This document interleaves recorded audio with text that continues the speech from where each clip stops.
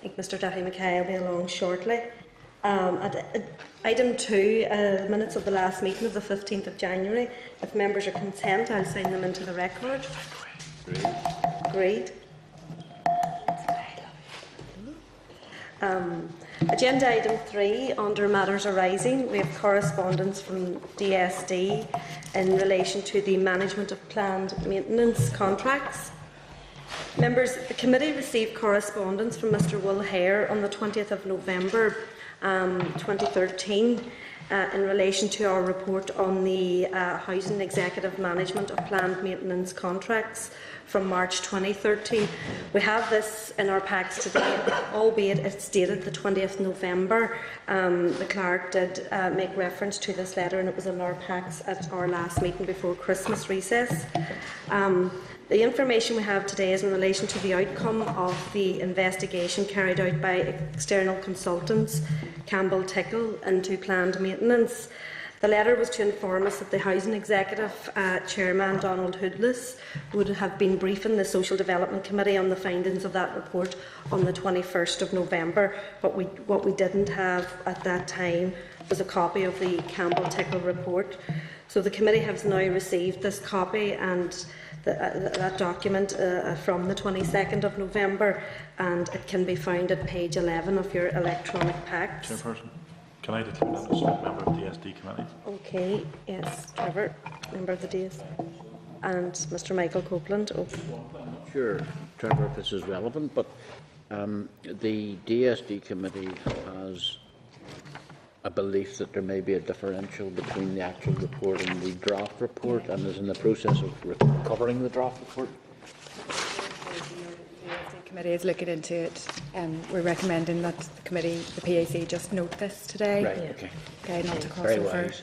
Okay, are members content then to take note of this information? Agreed. Members, we have correspondence from Margaret Ritchie MP in relation to the recruitment of hospital doctors at all levels. The committee received this correspondence from Ms Margaret Ritchie MP on the 13th of January, and it's at page 132 of your electronic packs.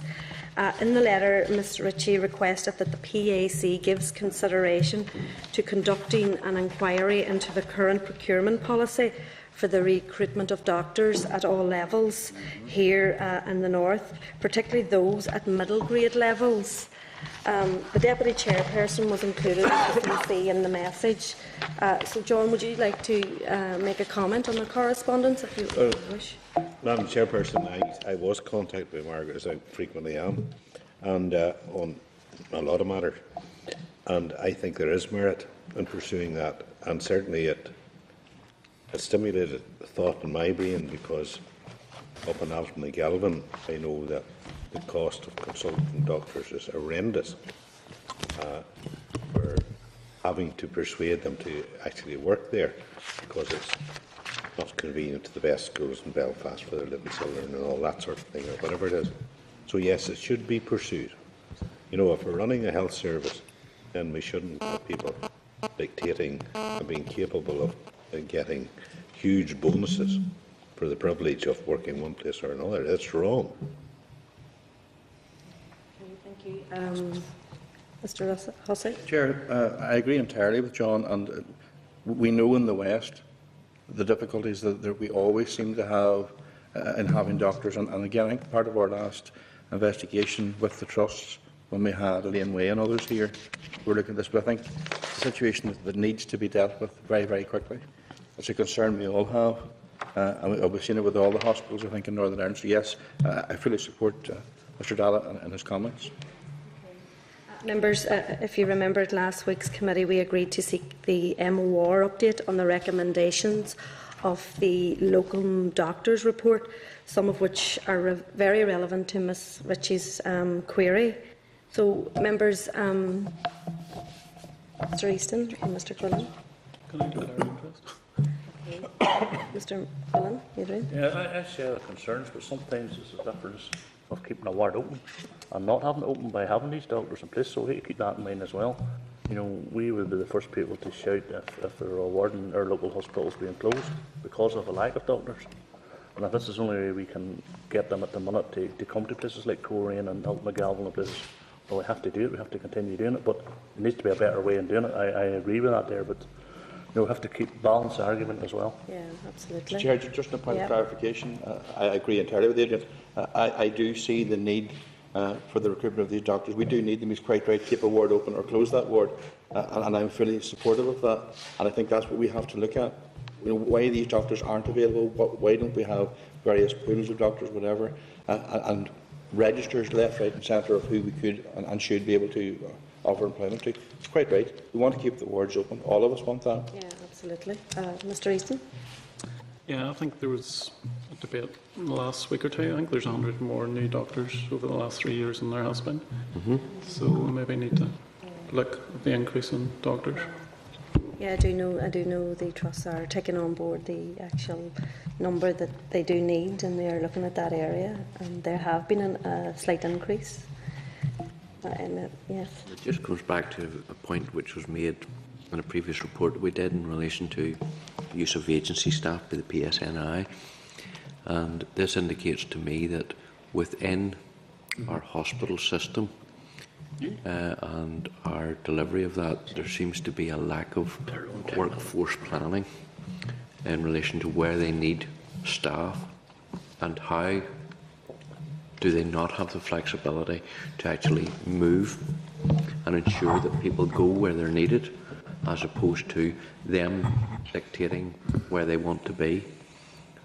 And I think that has created a magnet around Belfast, and the Belfast hospitals, as a consequence, are the magnet for everybody who wants to be within that area, as opposed to what actually should be done to ensure that we get all of the services evenly spread throughout the province. Concur with that. Yes, Mr. Rogers. Yes, I quite agree with what Adrian says. This request from Margaret Ritchie really has arisen out of the drastic circumstances in Down Hospital, where accident emergency closes in the evening and there's no accident emergency the weekend. Yeah. Okay, members, are we content to respond to this correspondence whenever we have the information that we're looking to come through? Agreed. Okay. Okay, members. Agenda item 4. Our witnesses here. Yep. We have the inquiry into account NI review of public sector financial shared service centre. Does any member wish to declare an interest in these matters? No. Members, I would ask that you keep your supplementary questions brief and clear and focus on the question that had gone before you. I'll be keeping an eye on the time today, so I want everyone to maintain focus on the area. Mr. Stephen Pover, you're very welcome to our meeting here today. Stephen, can you, when you're ready, introduce your team? Okay, to my right, Paul Wickens, who's the Chief Executive of Enterprise Shared Services, and John Crosby, who heads up the accounting eye. Okay, thank you. Thank you, Stephen, as I say, for taking the time to come here today. It's much appreciated. And indeed, you've been here for some of our witness sessions, some other ones. Stephen, it's encouraging that the implementation phase of the project was delivered only 8 months later than planned, and this was in direct contrast to what had happened in the earlier projects and stages when they were very lengthy delays. What improvements did you make to manage the management of the project and to achieve this? Right. I'm not quite sure where to start with that.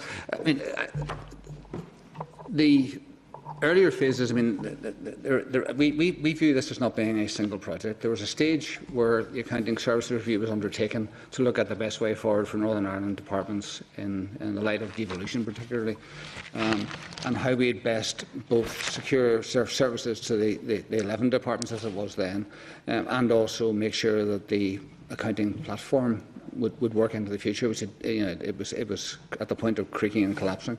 So there was a review. That review went through a couple of years' worth. Then there was an outline business case. The real starting point for this project was the full business case in 2006, I think. That's right. And that's when we regard this project as starting. The decision to go with the solution we now have was taken in 2006, and it was delivered in 2009. So we think that's that's the success story. We think this is a good story by and large. There are things we would improve, and we can come back to that in the committee discussion. But we think this is a good story. Once the decision was made, we think it proceeded well, and the other officers acknowledged in the report that there was a delay, but it wasn't a significant delay given the size of the project. 170, 180, 200 million, whatever way you want to count the numbers. We can come back to that too. But we think it was a well-delivered, well-managed project, and it has delivered the results we wanted to deliver. Well, I suppose at this stage, I would want to commend yourselves in terms of the prompt payment and timeliness of it, and it was one of those reports that when you read it, it wasn't all bad. No, it isn't. Thank you. So that has to be acknowledged. I don't often hear that at public accounts committee meetings. I usually hear Mr. Dallett tell me this is the worst report he's ever read, but thank you for that. I haven't heard of it. It's coming, is it? It's early stages yet. I suppose I want to soften the blow, maybe. Just for the benefit of the public who might not be aware of the finer details of Account NI, can you give a background as to why the decision was taken to create Account NI, the shared service centre? Yeah, I think there were really two pieces to the rationale. I think one was the one I've just described to you, that we were coming to, we had a new situation where we were having 11 departments. We needed to ensure the provision of accounting services to all those departments, and we were also at a stage where our existing systems were creaking and getting to the point of collapse. The second thing was, we had a wider civil service reform programme, which this became wrapped up in, and we have HR Connect, we have the IT systems, we have a whole range of things where we're modernising and revising our back office systems to try and give us the capacity to deliver a modern service. So it became part of a wider reform stream. It would have needed to have been done anyway, but it became part of a broader programme. It has, I think, largely achieved its objectives. It's replaced and modernised our financial processes, and it's provided a common accounting system across the Northern Ireland Civil Service and beyond. We've now got 30 bodies on Account NI. It manages 35 bank accounts. It's, if not unique, it's fairly unusual in providing those sorts of services, a shared service to a range of bodies rather than to a single organisation. Most centralised systems provide for one organisation or one small family of organisations. We're providing for quite a wide range, 30 different organisations, and that has its own challenges. You mentioned prompt payment. Prompt payment wasn't envisaged. A 10-day prompt payment wasn't envisaged when the Account NI was being planned. 30 days was the standard terms. And we've managed to accommodate 10-day prompt payment. We're doing, I think, 91% or thereabouts in terms of our payment on time. And a point that Paul reminds me of occasionally, that is cycling 2.8 billion net money through the Northern Ireland system. So that's money that's going to businesses, our suppliers, and it is supporting the economy. That is delivering public money quickly and directly to suppliers through our systems. And there's no way we could have achieved 10-day prompt payment with the old systems. So it is a success story. There are things we would do differently if we were doing them again. There are messages in the Audit Office report, I think, which are well taken. But by and large, I agree with you that there are good things in this report, and we think it's a good project overall. Just before I ask my next question, members, just a message from Hansard. Could members point their mics towards them, and maybe their devices, if they can be moved aside of the microphones, because there's a breakage, and Hansard are having difficulty picking up the transcript today. Okay. Stephen, again, the Audit Office estimated that the implementation of Account NI has cost at least 213 million, and I know that DFP cites the lower figure of 186.7 million, but could a transaction service such as Account NI not have been provided for much less? Well, we don't think so. The full business case was quoting a figure, I think, of 167.4 thereabouts million, and our job was to deliver that system, the proposed system, for the cost that was allocated to it in the full business case, and we have by and large done that. I mean, we'll come back to the costings in a minute. This is quite complicated. You referred earlier on in your introductory remarks to the earlier stages of the project, the accounting services review and so on. What the 213.1 million figure refers to in the report is the implementation costs as in the full business case, the costs that went before that in the accounting services review, and the subsequent costs involved in bringing on new organisations like the Department of Justice and so on that didn't exist when we were doing this system onto our systems. Our view is that essentially it doesn't really matter what figure you quote as long as you consistently, if you're doing comparisons, you compare consistently across the period of time. Our view is that the right figure to use is the full business case cost, because that was what we were given. That was our budget. That was what was approved for the project, and that's what we delivered. There was a cost overrun, but they weren't that large. I think we net them off as 8.4%. Which is within the 10% tolerance that's normally allowed in business cases. So we think it's right. I don't want to give the impression that I'm disputing the figures. I mean, there are different figures. For example, we would say that the point of I used with my colleagues. I was using the example of buying a car. If I'm deciding to buy a car, I may do a lot of work before I get to the point of making a decision. I go around car dealers, I spend hours wandering through up and down, reading brochures, looking online, and then I go and buy a car and I negotiate with the salesman and I get a car for £10,000 or £20,000 or whatever it is. Now, to me, the cost of the car is the £20,000 that I pay for it. The time that I've invested up front in making the decision of the sort of car I want and where I want to buy it and so on is a sunk cost. But up to that point, when I shake hands with the salesman, I can walk away from that transaction and say, I've changed my mind, I'm not going to do it. So the decision point is the point of the full business case being approved by ministers, and then moving onwards. For us, the real cost is the cost from that point on, from the point of decision. If you don't make the decision, the only costs are sunk costs. Now, they have been incurred. They are in a sense past costs. They are sunk. But in terms of implementing the project, the real costs are the costs from that point forward. And at the other end, when the project's up and running, as it was in 2011-12, fully, and then you start taking on other bodies like the Public Prosecution Service and DOJ and DVA and so on, those are additional costs. They were justified by their own business cases. From our point of view, they're cost neutral because they cost us money, but we get money from the departments who supply the service to cover those costs. So those are additional and extra. So it's like if I go back to the car dealer and ask them to put go faster stripes down the side or alloy wheels, those are additional costs after the event, and I have to justify them in their own right. So anyway, I don't want to look at one point. Yes, 213.1 million is a fine cost, covers the whole lot. But in terms of what we're being asked to do and the performance of the department against its full business case, we think we've delivered within cost, with only a slight cost overrun. Yeah, Chair, if I could just add a couple of things there. I think there is a perception that Accounting is primarily a payment system, and that is a big chunk of it.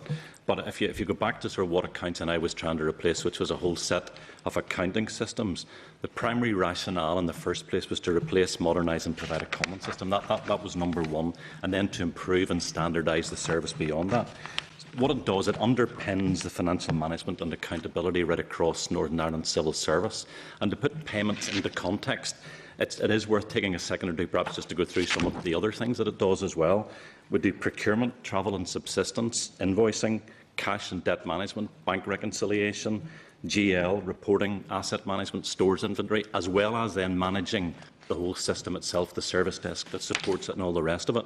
Then you get into seeing in context the 750,000 odd payments that we paid last year in the overall context of the wider Accounting. So that it's important to recognise that overall.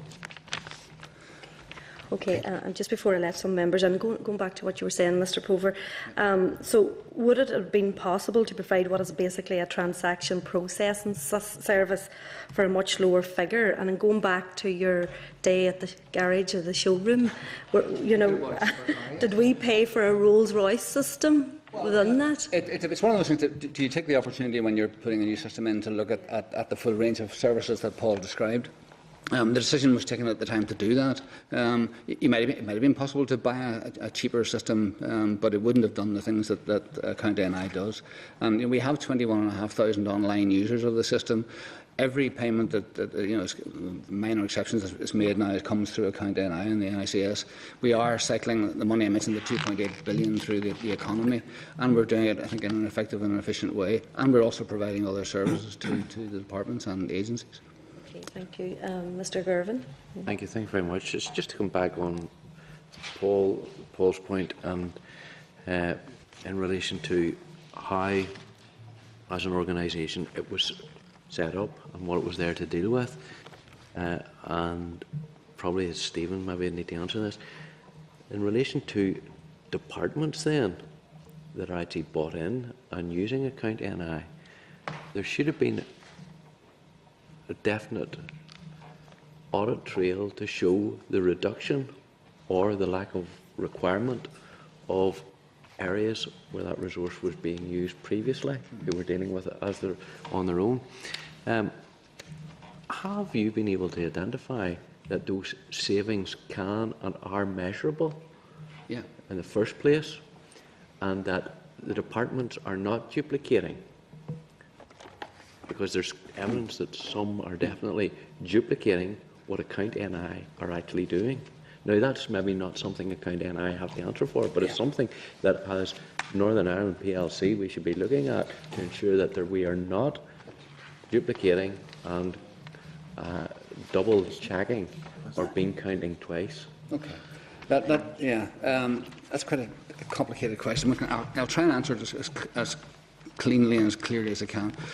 In terms of the justification of the project in the full business case, the calculation at the time was that there were 298 people doing transaction processing in the departments.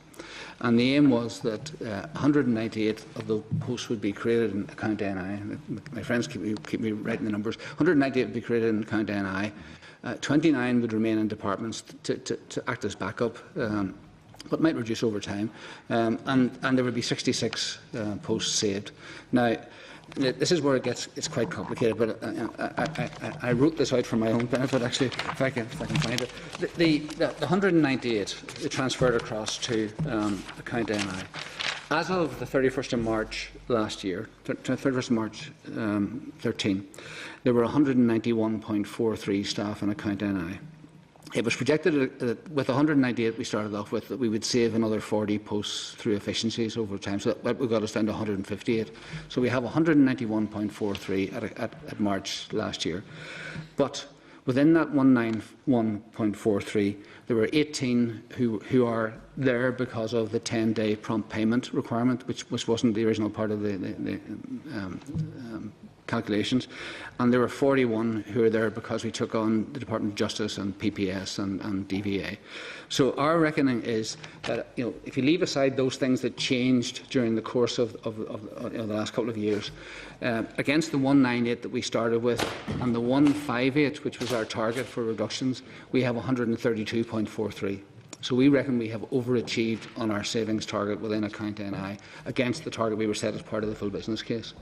Now, it's hard to disentangle those figures because, things are added on, things are taken away, but we're quite clear that we have overachieved on the savings target for account NI. Your second point was about departments, the 29.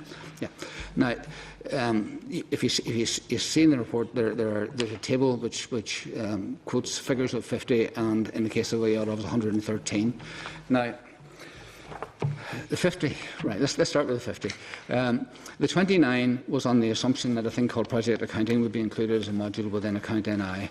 It turned out that that wasn't needed or wasn't appropriate, so there were 15 posts that could have been saved by departments which weren't saved. So, but would that have been in the original business case that was made to get the spend of the 167 million for the setup? So that no, they weren't crucial to that business case. Now, the difficulty is getting people to tell you how many staff they have doing things. If we're going to be purist about this, as far as we're concerned in DFP and in account NI, nobody can process a transaction outside account NI. We do the processing, and it's our staff, it's the staff that are in our organisation who do that. There may be people outside who regard themselves as doing transaction processing, but they cannot actually make a payment. They can't handle the transactions in the way our staff do.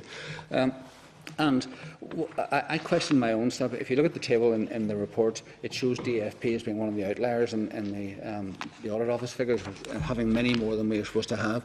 My Finance Division tell me that we have 5.75 staff in what you might loosely call transaction processing. They're not processing transactions, but they're chasing things up, they're overseeing things, they're sorting out problems. And there's always going to be a need in a department for somebody to relate to Account NI and provide those sorts of backup services. The other thing about this is that if you count the time people, if we have a completely distributed system and every member, every one of those 21,500 staff is doing from time to time a requisition to buy whatever it might be, or to pay for a service, or organise a conference, whatever it might be, then those staff would be spending a few minutes a day, a few minutes a week, whatever it is, inputting. And if you want to count the time, you have to count their time. In some parts of my organisation, what they've done is they've centralised that so that there are a group of people who do this on a regular basis and therefore do it more effectively and more efficiently in their view. So I know this is I'm not trying to sort of, in a sense, throw dust in your eyes. And it is very difficult. Our view is there is nobody outside Account NI doing transaction processing in the strict sense of the word. There are people employed in finance divisions doing associated work, and it's probably necessary and valuable work. We counted those at 50. So the 29 plus the 15 for the project accounting module, and then a shortfall of 6. So there's 6 too many according to our calculations against the business case. The Audit Office say that there are 113 rather than 50. We think the numbers are so out of line for 2 departments, my department and DARD, that I think there is something wrong with the way our departments have returned their figures to the Audit Office. And I have talked to my finance director about that, and she's given me a breakdown of all the staff across the department who are loosely described as transaction processing. And of course, ESS didn't exist, so there are staff in ESS who have been added to the system from the start. So that's an attempt to try and explain it, and I'm not sure if that's as clear as it could be, but as much as I can do, really. I'm going to move back to the mention made about the 18 additional staff brought in to actually achieve the 10-day payment window that was set. And I agree that it has been a great help to get money through to people quickly, helps their cash flow, keeps businesses flowing. My understanding, and I look at things from a business perspective, saying, yes, we will make an initial investment to catch up, so as we are dealing with payments within that window.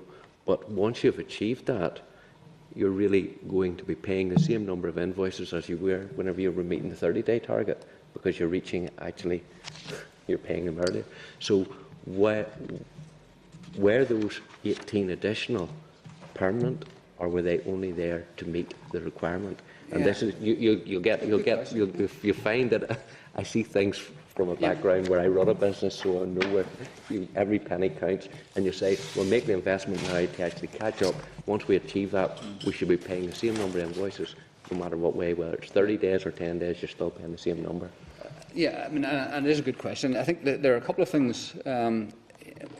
Catching up and going, if you're, again, use the car analogy, if you're driving a bit faster, you use more petrol. So, if you're turning things through in 10 days rather than 30 days, you do need more staff, I think, to support it. Secondly, it's not just a static position. It isn't that, we've got 500,000 invoices year on year on year on year. Our numbers have been rising significantly. We are processing, this year in 2013-14, we will be processing probably about 30 or 40% more invoices than in previous years, and we have increased the staff to do that, but by only half of that percentage of increase in invoices. So I think, there are a number of factors that explain the staffing, and it's not just the investment to get the 10-day prompt payment, but we do need to maintain that. Maybe John, maybe closer to the staffing. I think I take the point that you're making, because I remember back in my days with the Driving Vehicle Testing Agency when MOT times got behind, it took the same amount of resource to carry out the same number of tests going forward. But we're looking at new turnover every day And the analogy is probably the post office counter or the supermarket. If you want to get through a till at a supermarket quickly, you need more operators on, and you need those operators on all of the time. If you clear a backlog, say in the post office or the supermarket one Friday night, that backlog will be there again tomorrow if you don't have extra operators and extra staff. I mean, prompt payment is inherent. Sorry? I don't necessarily agree with that, but I'll come back on you on that.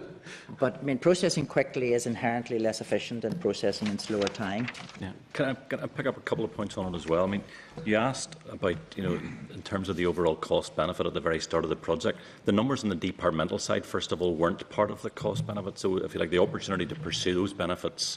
Well, they're savings to the department. They're savings to the department, so they weren't part of our business case, correct. If you then look at the 18 staff we have, if you like, doing prompt payments, I suppose the simple answer is if we didn't have to do 10 days, we could have 18 less staff. That's the very simplistic view of the thing. The whole system, which is inherently complex, and I've gone through some of the areas it covers, was designed and built around a 30-day statutory obligation that we have, and we measure that as one of our key performance indicators and have got a very, very high performance against that. So it is an extra cost, and it does mean that we have to incur extra staff in that. And I suppose the debate is, from an economic perspective, is that a cost worth having in being able to pay the money out into the economy the way we've described? And that's a matter for discussion, perhaps. Chair, there was one wee point, and that's just on that very point, and it was the use of consultancy. I don't know whether they were brought in as temporary to actually achieve certain areas or whatever, but there seemed to be quite a high use of consultancy to deal with some areas. We haven't used consultants since 2009. Right. They were used at a point when we couldn't get staff from departments deployed into the project to get the project to the point of delivery. But we haven't used any since 2009. Sorry, I missed the second point. I don't want to. I'm not trying to avoid it. You asked about whether there should be commonality in departments and whether we should be pressing departments. Can I speak personally a second, rather than as DFP Permanent Secretary and County Officer? When this issue was raised originally with the Permanent Secretaries Group, I was a strong advocate, and still am a strong advocate, of common retained systems. I think it ought to be possible to evolve a model which says that, with X amount of business you need Y staff, and we should try and achieve a common model. That was not the view of departments. I mean, departments are very different. You've got everything from DCAL with 400 staff to DSD with 8,000 staff. And their accounting officers quite naturally want to be able to determine the structure of their own departments and satisfy themselves that the structures they've got will deliver the business that they're responsible for. And having somebody like me or one of my predecessors come into you and say, well, actually, no, you don't need 6 staff, you only need 2, is a hard. At the end of the day, I'm not accountable for their business; they're accountable for their own business. We think there is scope for rationalisation. There is a working group set up to look at how we might do this, but we would do it by agreement with departments, because at the end of the day, it's their business, and they've got to satisfy themselves that they can stand over what they're doing and how they're doing it. There shouldn't be duplication of systems. They shouldn't be running parallel systems, and they certainly can't make payments. But people are cautious, and people like to run their own systems sometimes. And I mean, to give you an idea how that's governed, I mean, we have a strategy board in enterprise shared services chaired by the Permanent Secretary of DETI, and on that board we've got a number of deputy secretaries, and one of those chairs a finance shared services board, which effectively helps us to shape and influence what goes on in departments. I mean, 2 of the big things we've been looking at recently through that board have been collaborative procurement, which will be the subject of another discussion on another day, and the other one is around integrated reporting. But it's been moving more and more towards the concept of, well, what can we learn in terms of the way one department does things, and is there such a thing as best practice that could not be enforced, but certainly be shared on a basis that could help to improve and get even more efficiencies on that basis. Sorry, friend. I have a couple of more members who want to come in just with a supplementary and who will be very brief. Mr. Clark and then Mr. Quinn. Thank you, Chairman. And I know I'm glad I came back in before Paul asked all my questions. But in terms, Paul, just as I was coming in, you were responding to Paul's question in relation to, I think it was, the cost invoices. I think you were justifying that, given that there's a 10-day turnaround, that makes your costs much higher. And I appreciate the point you're making. However, when I look at the report and I compare the top performer at £2.75 as opposed to a County MI at £9.73, albeit that you have justified that by actually more staff. But if I actually look at the top performer, they're turning invoices around in 17 days, and not 10, whereas others are taking, as you have referred to, the statutory days of 30. Some of those are taking 29. So why is it costing you, in the variance between the £2.75 and the £9.73, given there's only 7 days of difference? Right. Maybe. Do you want to go first? Right, yeah. Well, this is a complicated one, and the figures that are quoted there are figures taken from a benchmarking exercise which the Audit Office commissioned. Now, they commissioned it by getting figures through consultants from the American Productivity and Quality Centre and by contacting some organisations. Now, what we don't know is what the makeup of those figures is. We know the makeup of our £9.73, and that £9.73 is made up for the purposes of the notional costing of account NI services. So the direct staff costs on transaction process and the accounts payable side is £2.05. And that's quoted in the report. In addition to that, we've got... Can I just stop you, Stephen? Sure. And I think you pose a very good question, but you don't know how the Audit Office made up those figures. Did anybody ask? Yes. Yes, we did. And did you get an answer? Well, we were told that the consultant contacted the APQC. We contacted APQC and they couldn't tell us or wouldn't tell us what figures they gave and how they gave them. We contacted the organisations that are quoted locally, Belfast City Council and so on, and asked them for figures as well. I mean, this is not a criticism of the Audit Office. It is inherently difficult to benchmark shared services. For one, not many shared services are like ours. Ours is covering 30 organisations. Most shared services are shared services for a single organisation. Secondly, some of them are private sector, some are public sector. Private sector, by and large, tends to pay on long timescales, sometimes 2 months, maybe longer. They're also working for a single organisation.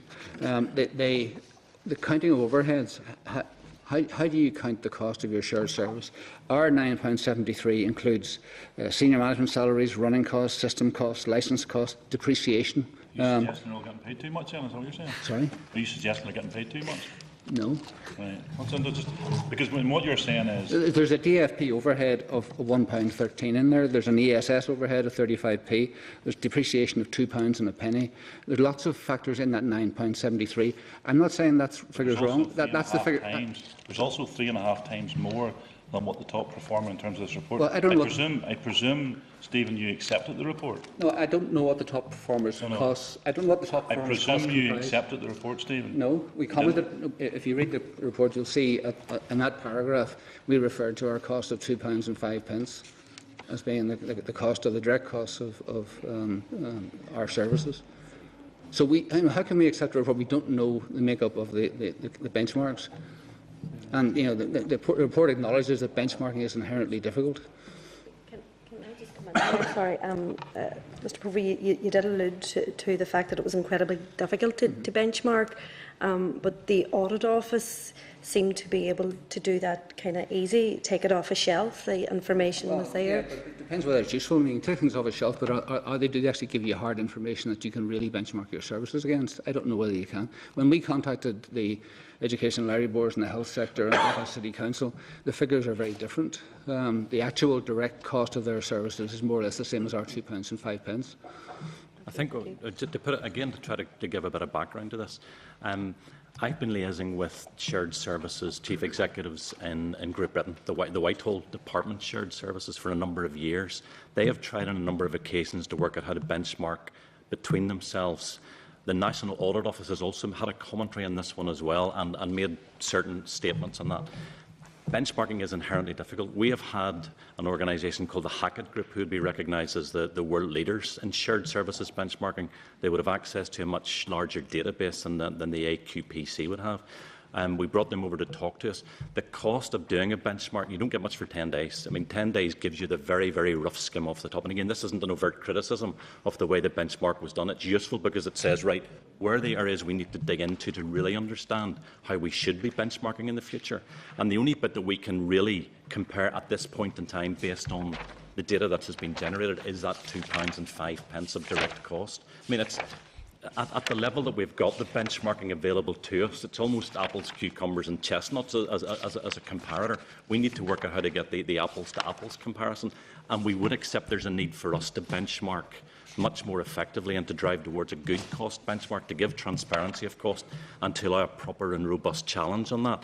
The £9.73, I think, hides some of the detail underneath that. Okay, the Auditor General, Mr Donnelly, may want to come in here just.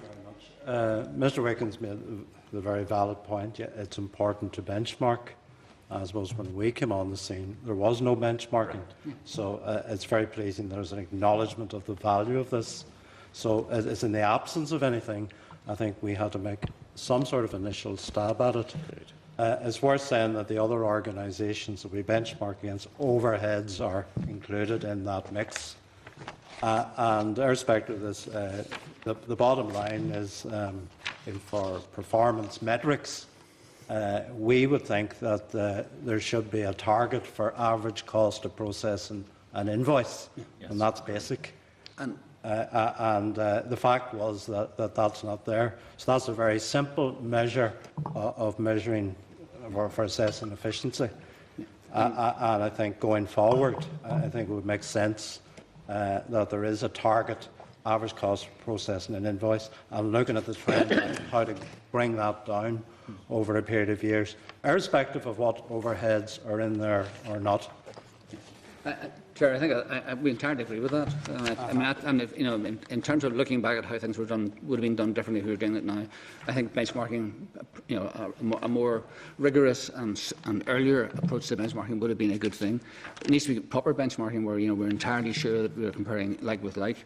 Mr. Donnelly's right as well. That, having some sort of key performance indicator for cost of processing would be a good thing. I think it's desirable. All we can say is that we can demonstrate efficiency improvements year on year. We are actually improving our efficiency. The number of invoices turned over per member of staff is increasing significantly. So in that sense, we are comfortable that we are improving. But to take Mr. Clark's point, we want to satisfy ourselves that we were doing as well as we could do, and that we were absolutely sure that we were comparing with, if not the best in class, at least the median or better. But in the absence that you actually weren't benchmarking, you're only doing that on the back of the report and not prior to the report? No, we weren't doing it, and that was recommended in the Gateway 5 report. Yes, it was. And the Audit Office then came in and they were undertaking benchmarking. We didn't. We waited to see the outcome of theirs, but we certainly think we agree with them. They're right. It should be benchmarking. And benchmarking against other shared services, which is what this doesn't do. It compares a shared service with effectively an accounting department, and there is a radical difference, albeit with overheads as well. They're going to be different. So the key point is, yes, we need to do more in this, and it will cost us money to do a proper benchmark, but it's also going to be difficult given that the Whitehall shared services haven't been able to agree how they're doing it, and we did contact them very recently again to establish progress in that, and they're still struggling with exactly what should be there. None of that. We do want to do benchmarking. Yes. We want to prove that this is a good system. And as good as it can get, and we want to keep pressure on. And back to we are a service organisation serving 29 other organisations as well as ourselves, and they're entitled to expect a good quality of service and a cost-effective service. So if we can demonstrate that to them, so much the better. Sorry, it's just I just note, but what have you done different in terms of getting the efficiency, where you're saying that the ratio is up? So something has to have changed, which would, to my mind, a suspicious mind I would have sometimes. The government department says there wasn't efficiencies within those. So it's interesting to note that you've said, Stephen, that your processing is better than what it was. Well, something has had to have changed to do that, and that would have a knock-on effect to actually the cost of processing an invoice anyway. Yeah, if I can quote some figures, I mean, we think that the number of payments made per full-time equivalent member of staff in 2010-11 was 7,513. In 2012-13, it was 8,818, and we're projecting for this year, 2013-14, 11,066. So a 47% improvement in the number of invoices processed. I'll let John talk about what was done, because John is close to the specifics of how we made those efficiencies. Just before we move on, two members just wanted on Mr. Clark's point as well, also previously. So maybe before we move on, with Mr. Copeland and the Deputy Chairperson. Michael, are you okay? Deputy Chairperson, did you want to come in there? Well, we seem to be going all over the place.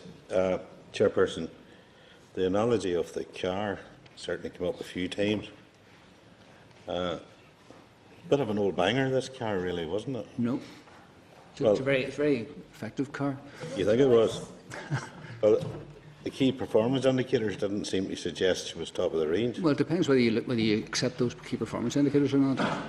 Well, maybe I should ask a question about that. This report to me seems very professionally prepared, one of the best I've read.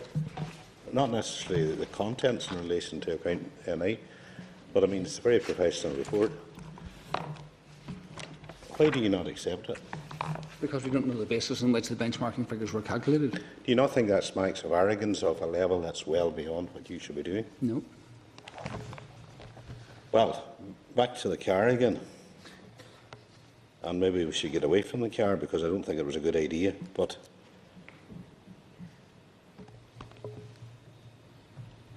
top heavy with grade 7 civil servants doing what I would have thought was check out supermarket skilled. It's not top. This was a right old well, I don't think it cash is. cow for you, wasn't it, at the top end? No. I mean, John will keep you right with the figures. We have 180 odd, 190 odd processing staff. We have 16, I think, of management staff.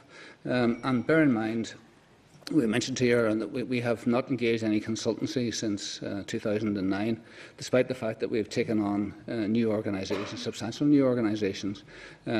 And part of the reason for the senior management overhead is to avoid the consultancy that we are criticised sometimes for not learning lessons and not being able to acquire the skills. You'd never get criticised for employing consultants if you need them.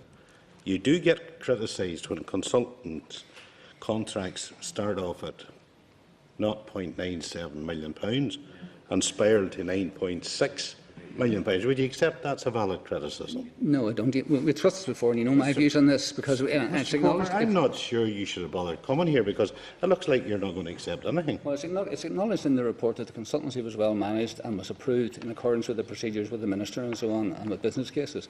So, I mean, we've been over that topic before, and you know my views on it. I'm so sorry for boring you. No, you're not boring me. But you know, questions. we've been over the topic before, and I don't accept the point that that was uncontrolled expenditure. But the point I'm making to you now is that since 2009, we haven't had to engage any other consultancy. And part of that is because we've got a reasonable overhead of senior Because you staff. have so many senior civil servants, you don't need. Well, 6 of the ones, half a dozen of the other, isn't it? no, it's a lot cheaper. I'm not so sure about that. But anyway, let's look to the future. Where are we going from here?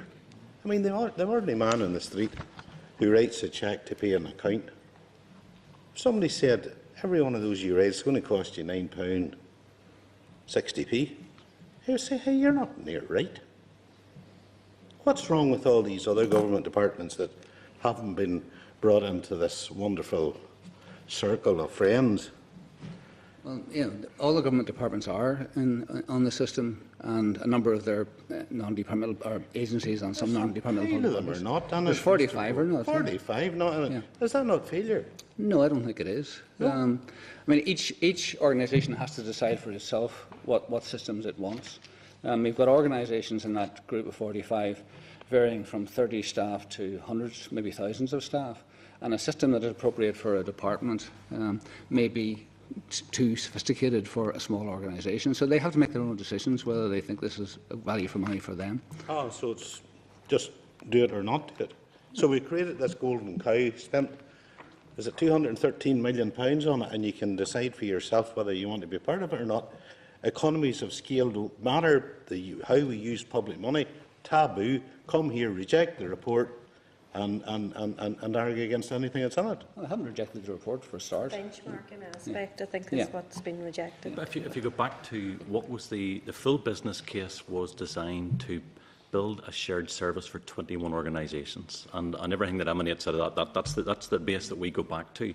What we've done over the last couple of years is we've increased that to 30 organisations, so we've actually had 9 additional ones joining us and achieved significant proven economies of scale that have come off the back of that. Now, if you then take the benchmarks that are referred to, all of the benchmarks, not just the cost one, we're above the median in transactions per FTE, so we're performing very, very well on a productivity basis. We're about at the median in terms of matching invoices to purchase orders. Those are good, valid comparisons. We're world-class in terms of our prompt payment, in terms of keeping that money flowing in the economy, paying our suppliers within 10 days. There's a big question around the cost that we need to come back to. We need to go back and say, right, now having having had this information from this benchmark, it is appropriate for us to go back and revisit that and really understand what is the cost of doing all of those things that are very well accepted. Our suppliers like it, our users like it, and yeah, it's a good system.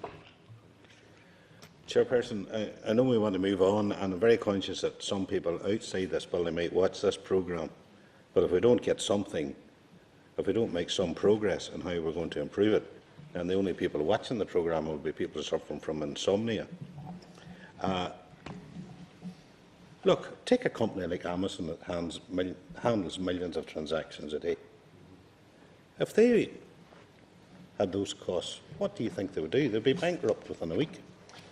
Well, you see, I just don't accept your point, Mr. Donnett. I know you never do, but anyway. I mean, because it's wrong in this case. I mean, the £9.73 is a notional cost for a charging model. It is not necessarily comparable with the other figures that are quoted in the report. We don't know whether it is or not. We think it isn't. We would need to have a proper benchmarking investigation to decide whether those figures are valid comparisons or not. On the other benchmarks that Paul's talked about, we're doing quite well. And we think that, looking at other comparable organisations, our direct costs of £2.05 per invoice processed are the same, similar to those of other organisations. Now, we may be wrong on that, and you're right, we should be benchmarking more effectively, and we will benchmark more effectively. That is the real change that's going to come out of this report. It's not that we don't accept benchmarking, we just don't accept the comparisons are valid, and we are wary of accepting that we cost twice as much or 4 times as much as other performers. We need to know the basis.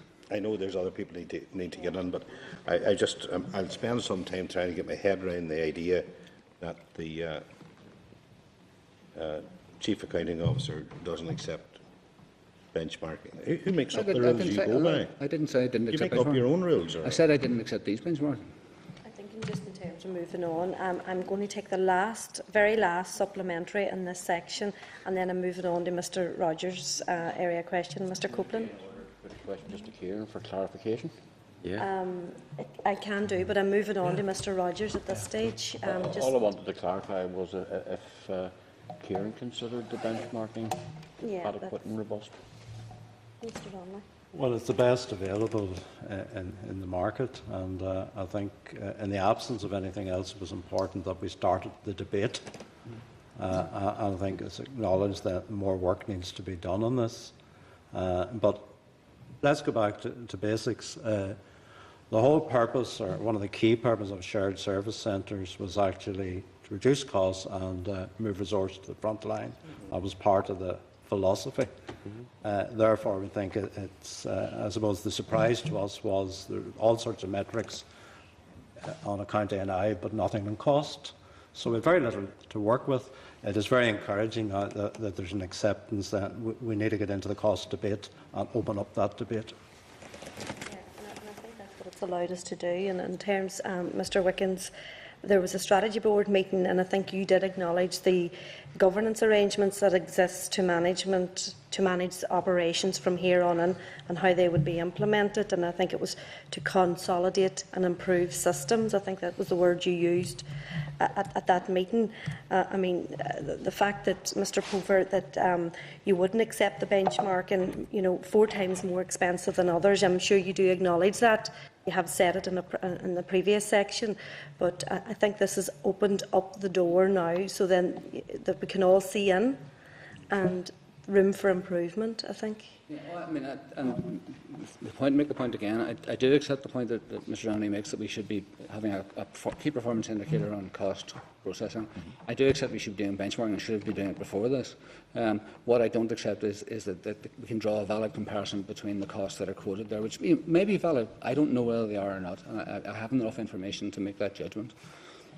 Sorry, just on that, but I suppose the point to draw this one out, Stephen, if it's taking you £2.5 to process, I think that's what Paul said, what's the other £7 made up of?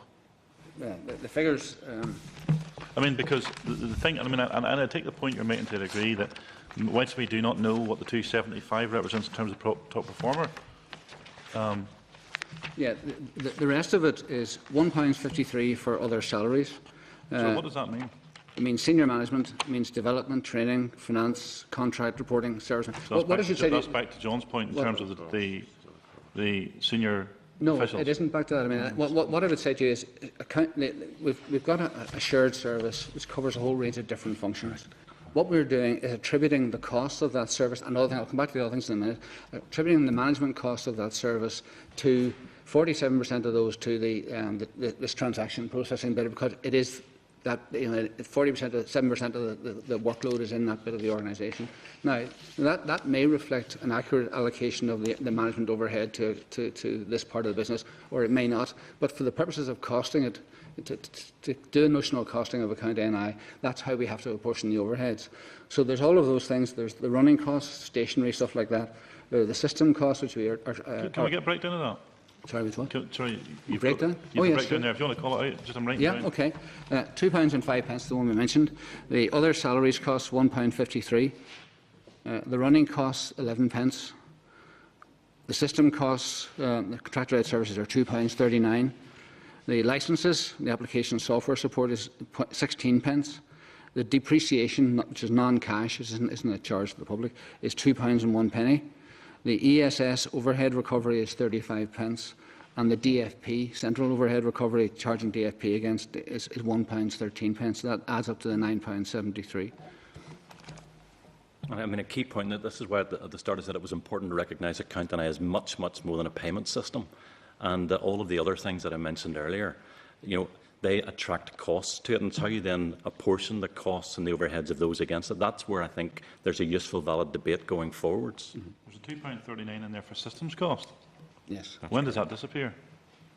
That runs the whole way through. That's our contracted out costs to BT for running and managing the underlying technology systems and support behind it. Which was part of the business case. Yeah. Well, I mean, which business case? The first one or the last one? The full business case in 2006. The other interesting thing, I suppose, but where someone's sceptical, and the person at £2.75 is going to have costs as well of a lot of these other costs. But no, I mean, we may be performing very badly, Mr. Clerk. I mean, the problem is we don't have the information to draw those sorts of comparisons. I mean, I can't say, for example, that it costs us £2.05 for that bit of it, and we're attributing so much of the other costs, but somebody else is managing to manage those other costs for half the price that we're doing. So, I mean, we do need benchmarks. I'm quite, no problem at all accepting that point. I think it's a very valid point, and we accept the point that the Audit Office makes. The question is, but the efficiencies. I mean, I think in terms of, if you look at as well, the processing of invoices, given the numbers you're doing, surely the efficiency should be found in the high number. I mean, surely that would actually, your cost is going to actually escalate if your invoice numbers were less. So I think maybe, Paul, it's actually a good job that you get some of these other people on board, or else we'd be looking at a higher figure. Because if you proportion the cost given the number of invoices you're processing, if you've reduced that number, then your cost is still going to be equally as high, which means your processing costs are higher. Well, if you look at the trend over the last couple of years, we're processing more invoices effectively with less people. So there's more invoices per person going through the system now. We are getting proven efficiencies on that basis. But are you trying to say then, maybe, Stephen, that £2.75, that's only for the processing cost? Is that your assumption? £2.05 is the direct staff cost. £2.75, the top performer? Well, I don't know what top performers' costs are. But I thought you said you contacted them to try and find out. We contacted the American Association, the centre, and they were either unwilling or unable to tell us how those figures, I don't know whether they knew how they were made up, how the consultant derived them. So we just don't know. I mean, this could be against an offshore private sector organisation only doing payments for one organisation. We don't know. That's a valid question that we need to go and be asked to see. Are we comparing the apples with apples or with chestnuts? But doing 16,500 opposed to your 12,300? Again, that's something for us to strive towards as we continue to improve the amount that we're doing per person. We've proven that we're doing very well, and would like to continue to increase that. Okay, we're moving on now because we're here an hour and we're just got into the first part of the meeting. Mr. Rogers, your line of questioning on project planning. I suppose in terms of, first of all, the business cases, that business case in 2003, the outline business case, could you tell me briefly what's included in that outline? John, can I turn to you? Maybe you know the detail of it better than I would. I mean, the original project started with a review of the accounting service. That's for the accounting services review. And that was the proposal there was to create effectively another accounting system on this of the type that we had, but with 4 rather than 6 processing centres. But it would have been just an accounting system. The further development was looking at what more could be done, and the options for moving towards shared services, and that was the genesis of the outline business case. We're slightly hampered, and none of us were personally involved at the time, so our knowledge is derived from talking to colleagues and reading. But John may be a bit closer to the initial concept. Yeah, the ASR was looking at replacing the disparate systems that were across the 6 legacy departments pre-devolution.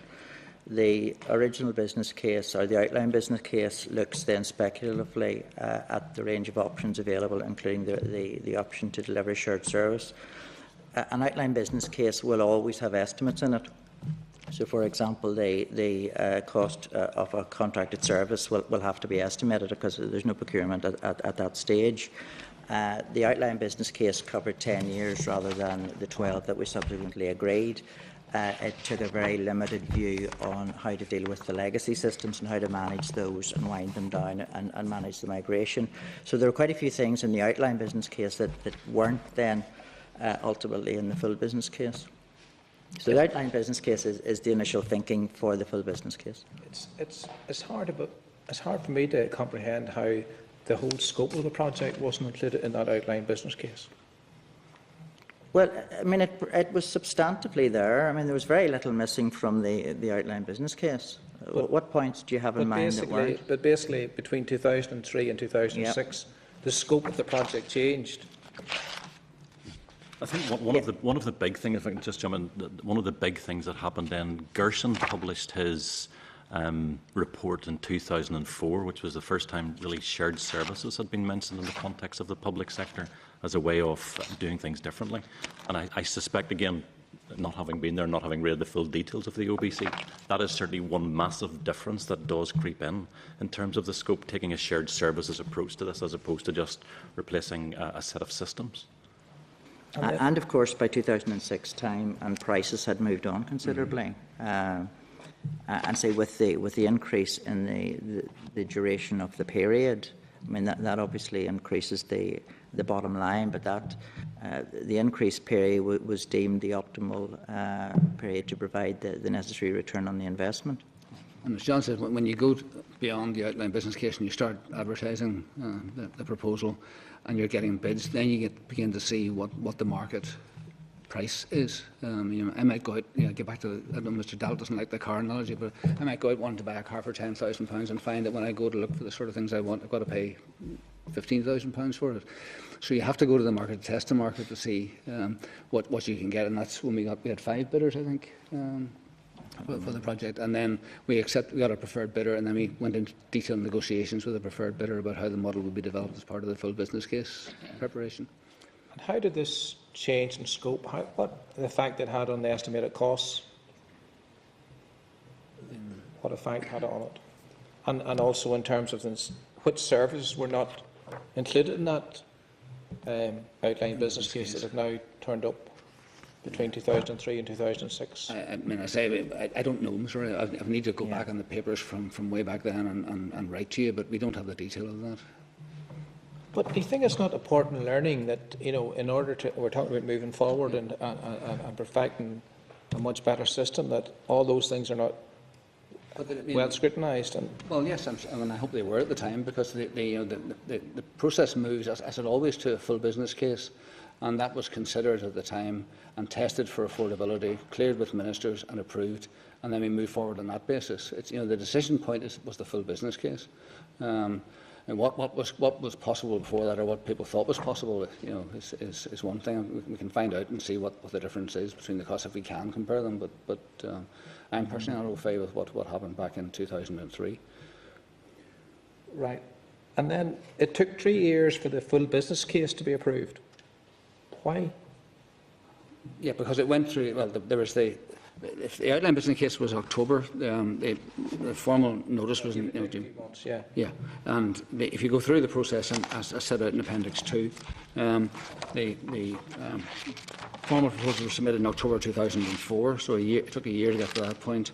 Then the preferred bidder was selected 2 months later, in December, and then there was the gateway review and the exploration with the preferred bidder of the nature of the contract, and things were discussed and added in and taken out. There was a fairly robust, as I understand it, fairly robust set of negotiations with the contractor, because once you've got to a single contractor, you want to make sure that you're getting good value for money out of that contractor. And then the full business case was approved against the actual costs as estimated at that point in May 2006. I think it's fair to add that there was a lot of work going on in parallel connected with the business transformation that was required. For example, agreement on a common chart of accounts. I mean, one of the things when you bring 11 disparate departments together who all have their own individual chart of accounts, I mean, getting agreement on something like that it takes time, and that would all have been going on in parallel, so that would have been in place, ready for the implementation to begin. Yeah, but the point really there, another point I'm making there too, really is it took quite a while to get to this full business case. But then, why did the full business case go ahead when at Gateway 3 we talked about an amber status, and there were things that weren't completely ironed out? Amber, amber is what it is. It's flagging a warning signal that you need to keep an eye to particular management issues. It doesn't say you should stop. But it's unbelievable, this, because when you can see why there was an amber, because the next thing we see is that the contractor in December, which was 6 months later, the contractor said he gave notice that the June 2007 go-live date couldn't be achieved. Yeah, but the bottom line here is that this project was delivered more or less on time, with a relative, for a 180, 213 million pound contract. This was delivered with only a few months' delay, which is fairly unusual in contracts of that size. We can pick apart the bits of it, but the bottom line is that this was well managed. The Audit Office report recognises this was a well managed contract, that any delays were well managed, and we soaked up the bits of contingency that were in the programme in order to try and deliver it more or less on time. So it was only a few months delayed, and well within the tolerances that you would expect in a contract of this size. Well, I think time doesn't permit us to do anything other than pick at bits, yeah, as far as I can do. Well, we can certainly give you, some. We'll go back and see if we can define some of the stages you're talking about. But the overall position is that and the Audit Office acknowledges this, is that the thing was well managed. Okay. Just if you allow me, Mr. Rogers, were you content at the time that the preferred bidder selected in November 2004 was still the appropriate selection in June 26? What processes were in place for the selection of that preferred bidder? It was a normal competitive contract, and were you content that the same applied in 2006? Well, I assume so. Again, we weren't directly involved, but the decision was made. It seems to have worked. The thing has been delivered, and nobody has challenged the award of the contract. Who just was involved at that time in the selection? Just who would have been committee involved? Members. Sorry. Sorry. Who would have been involved? Who were the individuals involved? That's a good question. It's before my time. Yeah, before any of our time. Our predecessors, John Hunter would have been my predecessor, Bruce Robinson. This spanned quite a period of time from 2003 right through to 2009, so it was a period of 6 years. A variety of people were involved. A key point in this one is, again, come back to full business case of 2006 and accept the point that you're making, if you like, the length of time it may have taken to get to that point. We wouldn't have got to contract signature and full business case approval had it not demonstrated value for money at that point in time. And the fact that we haven't got a challenge either then or since, and the fact that we're living within the tolerances would lead us to indicate that we're broadly content with that. I think the Chair is making a point.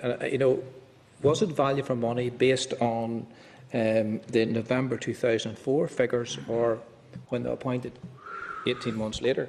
It wasn't signed until 18 months later. Well, the only baseline we can go back to in terms of testing value for money is the 2006 one. So it would have been an evolving situation working with the preferred bidder to get to a contract that was acceptable to both. So that's the way it was. How can you work out value for money if we go back to the discussion we had earlier in terms of the baseline of what things cost? So you've acknowledged that it's difficult to do that. So, and I appreciate, Stephen, you wouldn't have been there at the time, but in terms of that business case, how can you judge something as value for money if you have nothing to measure it against? Well, it's normally judged against the existing system. You know, I mentioned earlier on the 293 staff who are processing, for example, and that bit of the organisation. But when you accept my point, following on from your previous point, if you can't draw a comparison how others do it, that how can you draw that this actually was good value for money? Because I think we're still sitting here today not knowing how others have drawn up their costs. Yes, but I mean, this wasn't the full business case isn't approved against other people's systems. And you know, what is approved against is the business. You know, is it going to be value for money? Is it going to deliver the savings to cover the costs of the system, or are you getting benefits in addition to the savings, which are sufficient to justify the investment in the project? And that's the way all business cases are managed. They're rarely managed on the basis of a direct comparison with another organisation and say they could do it for X. Can we do it for half of it? I think that's an unfair assumption, because surely if another company can do something cheaper, then that should be borne out in terms of whether something's value for money. But that's tested through the procurement process. When you go out to market, you ask people to tender against the specification. In this case, 5 companies tender, and you pick the best tender on the basis of the assessment criteria for the competition. Again, you know, slightly hampered we weren't there, but you know, the problem may have been wrong in the criteria, I would have to say. Yeah, I mean, I have to assume that the people at the time did apply the criteria appropriately. Certainly, there was no challenge to the procurement, and the system has been delivered. No, nor am I saying that, but in terms of whoever drew up the criteria, if they actually didn't look at terms of drawing the right comparison. So I'm setting aside that the criteria was followed, but the criteria might have been wrong in the first instance.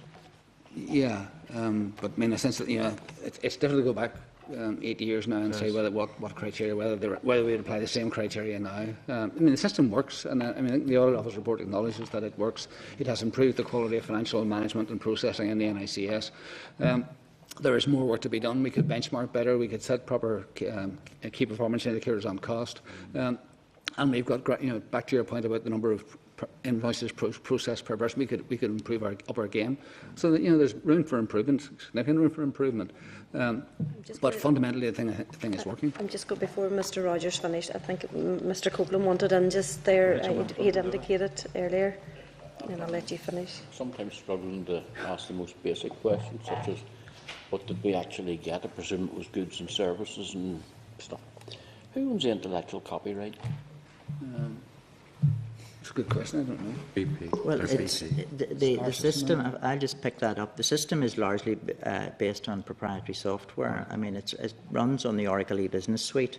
We deploy real asset management ReadSoft for scanning, and we use Cognos for reporting solution. Now, layered on top of that is the configuration, which we would apply to that to meet our business needs.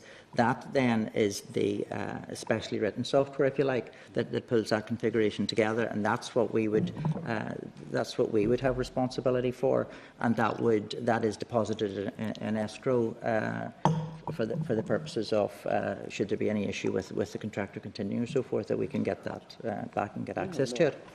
I understand that, but some of those systems you mentioned are off the shelf and they've been tried and tested one elsewhere. What I'm really driving at is we have paid someone a proportion of 200 and odd million to weave it all together into a layer that specifically suits us. Absolutely. But we're not totally unique in that we're a devolved administration. We have a number of departments. Who owns the intellectual copyright to the work that was done on our behalf that is unique to us? Well, the work that is unique to us, we would own, but we don't own the actual. Well, we don't own. I'm not sure if copyright is the right expression. In other words, certainly the intellectual right. Could, for example, a license. I've no real reason to ask, but having, you know as well as I do, the first time you do something is the most expensive time to do it. Once you've it done, is there anything to prevent a system that we have paid for to have done for us suddenly appearing on offer to another organisation, structure or body Not as such, but there's nothing to stop us using what we have learnt from developing the system to suit the Northern Ireland Civil Service business needs, us deploying that either. I mean, knowledge will be obtained in the course of developing any system. I think it's important to recognise. John, we're not in the business of selling computer systems. Yeah, no, I know, but the Oracle system provides you with a shell, a framework. It's like any accounting system. It comes off the shelf. It doesn't have your chart of accounts in it. It doesn't have your suppliers in it. It doesn't have your users in it. Those have got to be put in. So it's not actually of any use to anybody until it's configured for your business. Unique to each individual business. Mr. Rogers. So in terms of the bidder, etc. November 2004, you moved quickly to get this, get the preferred bidder. But in your own admittance, you said it was really the June 2006 contract when he signed up. So in other words, the other 3 or 4 bidders had no opportunity to tender for this, the 2006 figure. And maybe you could clarify to me when you were asked about the preferred. Why you went so quick to move to preferred bidder, removing competitive tension. I would have thought, in an ordinary man on the street, that a little bit of competitive tension would be good to ensure value for money, to ensure that the contract you signed in June 2006 was actually a competitive tender. How could you ensure that was a competitive tender while actually it was much different to the one 18 months beforehand? It wasn't hugely different, I don't think. I mean, the competitive tension was at the point of procurement, so we had 5 bidders and we chose a preferred bidder. That was the competition stage of it. Thereafter, we had to work with a preferred bidder to flesh out the system and put pressure on them as part of the discussions. But the competitive tension was there, and it wasn't that we took it wasn't a single tender action. It wasn't a single bidder. It was 5 bidders in competition with one another, and whatever the criteria were, the BT came out as the preferred bidder. But I can't. That decision had to be made at some stage. It was made at that stage. Yeah. We had 5 bidders. We chose one. You said there wasn't a lot between 2004 and 2006, but if you look at the costings, in October 2003, the costings were about 113 million, but the costings in 2006 were 169 million. But that's the outline business case. That's a different stage in the process. Well, there must have been a big change in the contract over that period of time. Well, presumably. I mean, again, we need to look back at the figures. None of us were involved, but I mean, where there are 5 bidders involved, the decision is made on a preferred bidder in that competition between the 5, and presumably it was made on the basis of value for money criteria as well as quality. But we need to go back and have a look at it. But do you not agree, for the ordinary man on the street like myself, it's hard to believe how a bit of competitive tension wouldn't help to ensure value for money? But competitive tension was there at the point of the award of the contract. There were 5 bidders, and we chose the best of those 5 bidders. That was in 2004, but it was actually signed 18 months later. But the goalposts have moved a bit. Well, 4 of the 5 bidders were invited in April 2004 to submit proposals, outline proposals. The invitation to negotiate methodology approved in July 2004. The formal proposal was submitted in October 2004, and the preferred bidder was selected in December 2004. So, I mean, that process was completed reasonably speedily, I think. Yeah, I'm happy. I'm with you there. But actually, it wasn't signed until nearly 18 months later. Because we were in negotiation with the preferred bidder. I think Fiona, Chairman, might want to comment. Fiona has personal knowledge on this. Do you want to comment, Ms. Hammond? I have personal experience. I was actually the Director of Technical Implementation for this project. The reason for the delay between the original contract and the signing of the contract was the actual detailed description of the service and what would be delivered. If you look at the Account and I contract, it runs to over 1,000 pages of very detailed specification for each module of the system. Now, each bit of that was subject to clarification and negotiation between the Account and I development team and the contractor, and that is what took all of that time, because we had to be very, very clear with the contractors exactly what we meant when we said we want a purchasing system, we want a reporting system, and that explains between selecting the bidder and actually getting to physically sign the contract what was going on in that time. It was actually the fine-tuning of that huge contract to the very detailed, how many reports will be produced, how many days will it take, how frequently will we back things up. that's what was going on in that period. Yeah, but the fact was, and it's been already admitted, that the scope changed over this period as well. The scope of the project changed over this period as well. So actually, again, just my interpretation is that November 2004 contract wasn't what was signed in 2006. There wouldn't have been. There would have been an outline contract in 2004, as I understand it. That would have been part of the preferred bidder evaluation process. A normal process after that is to then get into the detail. Sometimes it takes longer than others. This was a long one, I suppose, given the detail, if you want to say. Yeah, as I mentioned earlier, the changes aren't substantive. The ones that I am aware of are extending the contract term to 12 years instead of 10 years. To add in something that hadn't been there in the first place, which was responsibility for the legacy services that were with another company, the running down of those services, the maintaining of those services until they were ready to cut over, and to keep those systems, those services live insofar as people using the legacy systems needed them to complete their accounts and have their accounts audited. Those were all costs that increased during that period as we began to understand more of what was actually needed. Okay, I'll move on. I'm sure somebody else can pick those things up again. And if we go to paragraph 212, in terms of DFP removed a number of design elements on the basis of business need, for example, project accounting, enterprise planning and budgeting, and sales order processing. Now, how do you reconcile ensuring effective and efficient delivery of projects and value for money, and at the same time reviewing a project accounting module? How do you reconcile it? How do you reconcile that? Our customers didn't want it or didn't need it. Our customers didn't need it, the system that we might have provided for them. And sales order processing, we don't have that many sales. It wasn't of major value to the system, so there was no point in having modules that people didn't need. But surely a project accounting module ensures that all costs are attached to the project and you know exactly where your money's going. Yes, how did you ensure that? Yes, can I take that? That's absolutely right. And during the 2003 work on the outline business case, again, this predates me, but it was envisaged that project accounting would solve the need for those parts of the organisation that needed to do what you've just described. When we looked at project accounting retrospectively, once we got the rest of the system in, we discovered that A, it was difficult to or impossible to retrofit, and B, that it was really designed, the off-the-shelf product was designed for a manufacturing business which would want to attract costs to projects. Now, that's not the way government accounting works, in that responsibility for expenditure sits with the finance director. It doesn't sit with project managers. So really it did emerge down the line that there wasn't a perfect fit there in terms of the product and the business need. We have other means within the system and within the chart of accounts to charge costs associated with projects to those projects, and that's what most people actually use. And as a result of that de-scoping, there was a credit put back into the account to reverse that requirement out, if you like. Right.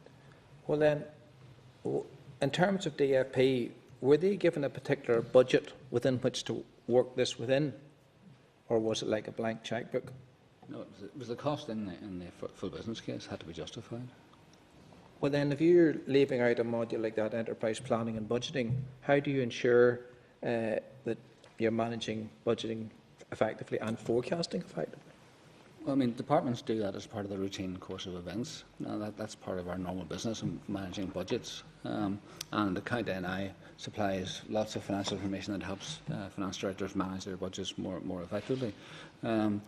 So the cost, I'm not quite sure the connection between those. I mean, the costs of the project set out in the full business case that decided the cost envelope we had to work within. That's how we dealt with it. Okay, Chair, thank you. Thank you, Mr. Rogers. Mr. Gervin. Back in some other point, you're okay at this stage. Okay, thank you. Moving on, Mr. Easton. Hello. I'd like to do this. I noticed that that there was the removal of a module from the report, which resulted in 15 out of the 50 planned savings being unachievable. What was the rationale for that? It was as John has just described it, in the sense that it was deemed that was not a particularly necessary element of our business, and would have been difficult to fit into the way in which we do our business.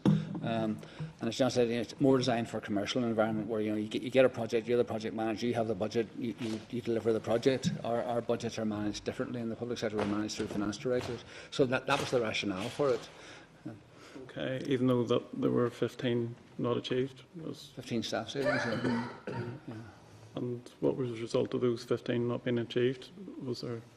Well, the business case still stacked up, and they weren't crucial to it. And the savings I described earlier on were still made and are still being made. We're still, I think, demonstrating a good performance against the costs in the business case. Okay, and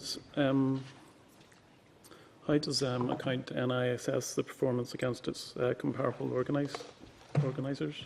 Yeah, well, I think that's the one that, we've got difficulty with that, because, as Paul was describing earlier, we have sought to try and find good comparators for our performance.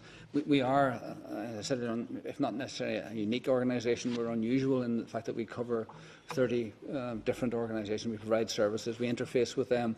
They all have different requirements. We've got 35 bank accounts that we're managing. We're making payments on behalf of lots of different organisations, from small to large. And what you ideally want is a directly analogous comparator. So you could say that, here's an organisation here which does more or less exactly the same job as we do. They're doing it for half our cost or twice our cost, and that's our comparison. We would like to be in that position, and I think the stimulus that this report has given us is that we will pursue now benchmarking ourselves and see if we can find sufficient detailed information to allow us to do Paul's apples and apples rather than apples and chestnuts. It's a comparison never heard before.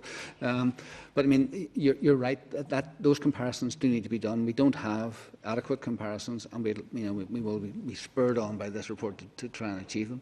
If I could just add to that, since this report has come out, I have approached the health and education sectors in particular, and have got some high-level figures from them, which, again, the only figures that they can give me really at this time are direct staff costs, and they come in around about 195, something like that, just under the £2, which equates fairly readily with our £2.05, given that certainly prompt payment in those sectors isn't anywhere near as good as ours is. So we certainly do have plans to work with other people in Northern Ireland who are providing a similar service in a similar context to Account NI. And one of the difficulties with some of these organisations are that they're single entity. Some of the Northern Ireland comparators in the report are single entity organisations and don't really give a valid comparison with a shared service. But your point is right. We would like to have those comparisons, and that would provide us with reassurance that we are performing effectively against what our duties are, really. Okay. And Mr. Crosbie, out of the 22 planned projects benefits by Account NI, the department claims that 16 were achieved. Is that right? Yeah. Yeah. Well, I mean, most of the benefits that were planned in the original benefits realisation plan, of course, things moved on since the original benefits realisation plan was created, and we do accept that there were a lot more benefits in there than perhaps there ought to have been, and that they weren't all capable of being managed in their own right. For example, there are benefits in there such as improved staff morale. Just let's take that for an example. It's very difficult to separate staff morale as a result of the introduction of a shared service and separate that from the impact of the recession on pay restraint, on pension restraint, and all of those things. So I think we have to accept some criticism here that we'd really rather too many benefits. But certainly if you go down the benefits that are on the figure 8, most of those by and large have certainly been delivered. Yeah. I think, Chair, this point I might have made at the start, but I should have made really at the start, is that we don't think the benefits realisation plan is a good model. You know, what it consisted of was 21, 22 items, some of which were measurable, some of which weren't, some of which were baseline, some of which weren't. And you know, they provide a context for the project, and they provide a rationale for doing it. But the idea that we might have measured 22 different things over a 10-year period of time, I think was not a good one. And that's why they were refined down to the 4 key benefits later on. And I wouldn't want to stand over that benefits realisation plan that was originally set out. Though I do think, if you regard some of these as intangible, I mean, have we got a more flexible system than we had before? And if you ask the finance directors, I think the answer to that is yes. Do we do things more effectively? Certainly some things we couldn't have done without the new systems. So I think there is an argument that they were achieved, but it's very difficult to quantify them. And I think that it was a long list of possible benefits that might have flowed from doing this, and I think most of them have flowed. But I'd be hard put to say to you, there's to this extent, X percent improved or Y percent improved. They're not like that. Okay, so would you accept then that 17 out of the 22 non-monetary benefits, there was a lack of evidence to support that you achieved that? Well, probably, yes, effectively I would accept that. I mean, I do think there is some evidence that they were achieved. So, I mean, we're a business that serves customers. Our primary customers are the finance directors and departments and agencies. If we ask them, are you basically content? And they'll tell us they'll have problems with it, but basically content. So in that sense, I think we can probably stand over the fact that the benefits were achieved to some extent. But I wouldn't stand over any attempt to measure them or say they were hard-edged, smart targets that were quantifiable. The real issue I think here is, if you were looking at a project of this type, and it's a bit going back to the point that Mr. Donnelly made about key performance indicators, what you really want are 4 or 5, half a dozen key performance indicators, which are at the core of what you're trying to do. And then you assess your performance against these key performance indicators. Having 22 is just excessive. We never could have measured them. It probably wasn't ever worth the effort of trying to measure them. We would have had to have baselines. We would have had to follow them right through, and it just was excessive. So I think that the right thing to have done, and this is with the benefit of hindsight, the right thing to have done would have been to have had half a dozen benefits and pursued those. So you shouldn't have gone for the 22? No. Okay. And by the way, we've done that across all the different shared services. We've tried to simplify by agreement in terms of all our governance structures to make sure that we are only measuring those things that really do make sense moving forwards. Who would have decided that you went for the 22, which couldn't be achieved? I mean, who made that decision?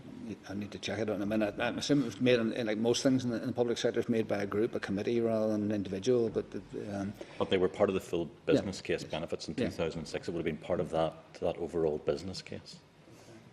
Okay. Do you want to go in? So the business case, which was considered and accepted, included benefits indicators that were deemed to be unachievable. Well, no, they're intangible and they're hard to measure rather than unachievable. I honestly do think some of them were achieved, but it's hard to prove that because we haven't got hard-edged measures. The other thing, Chair, with your forbearance, slightly off the track maybe, the civil service is no different to any other large organisation, except it's a business, but it's not a business in the traditional sense. And nothing frightens big organisations more than change. And in many ways, a cultural change would have been something that could have been seen as desirable. Was there an impact on the culture within the civil service arising from this? Was it a negative impact? Was it a good impact? And more importantly, how was it assessed and measured? Yeah, I mean, as I said at the start, this was a part of an overall programme of civil service reforms, and there was a lot of concern about the impact, and there is resistance to change in any organisation when there's a major reform programme, because it means that in those 293 staff we talked about at the start, many of them were going to have to cease doing what they were doing, what they maybe had been doing for many years. On the HR side, it was even more radical because we were shifting functions from the civil service into the private sector and reducing the size of the retained HR functions in departments. So people were going to. No, we redeploy staff rather than make them redundant. Bear in mind that we have a system of 20,000+ staff. We have a turnover year on year from natural wastage, retirement, resignation, so on. Probably 500 or 600 people, maybe more than that, even in these times when people are hanging on to their jobs. So it's usually possible. Very rarely is it necessary to make people redundant. We can usually redeploy them.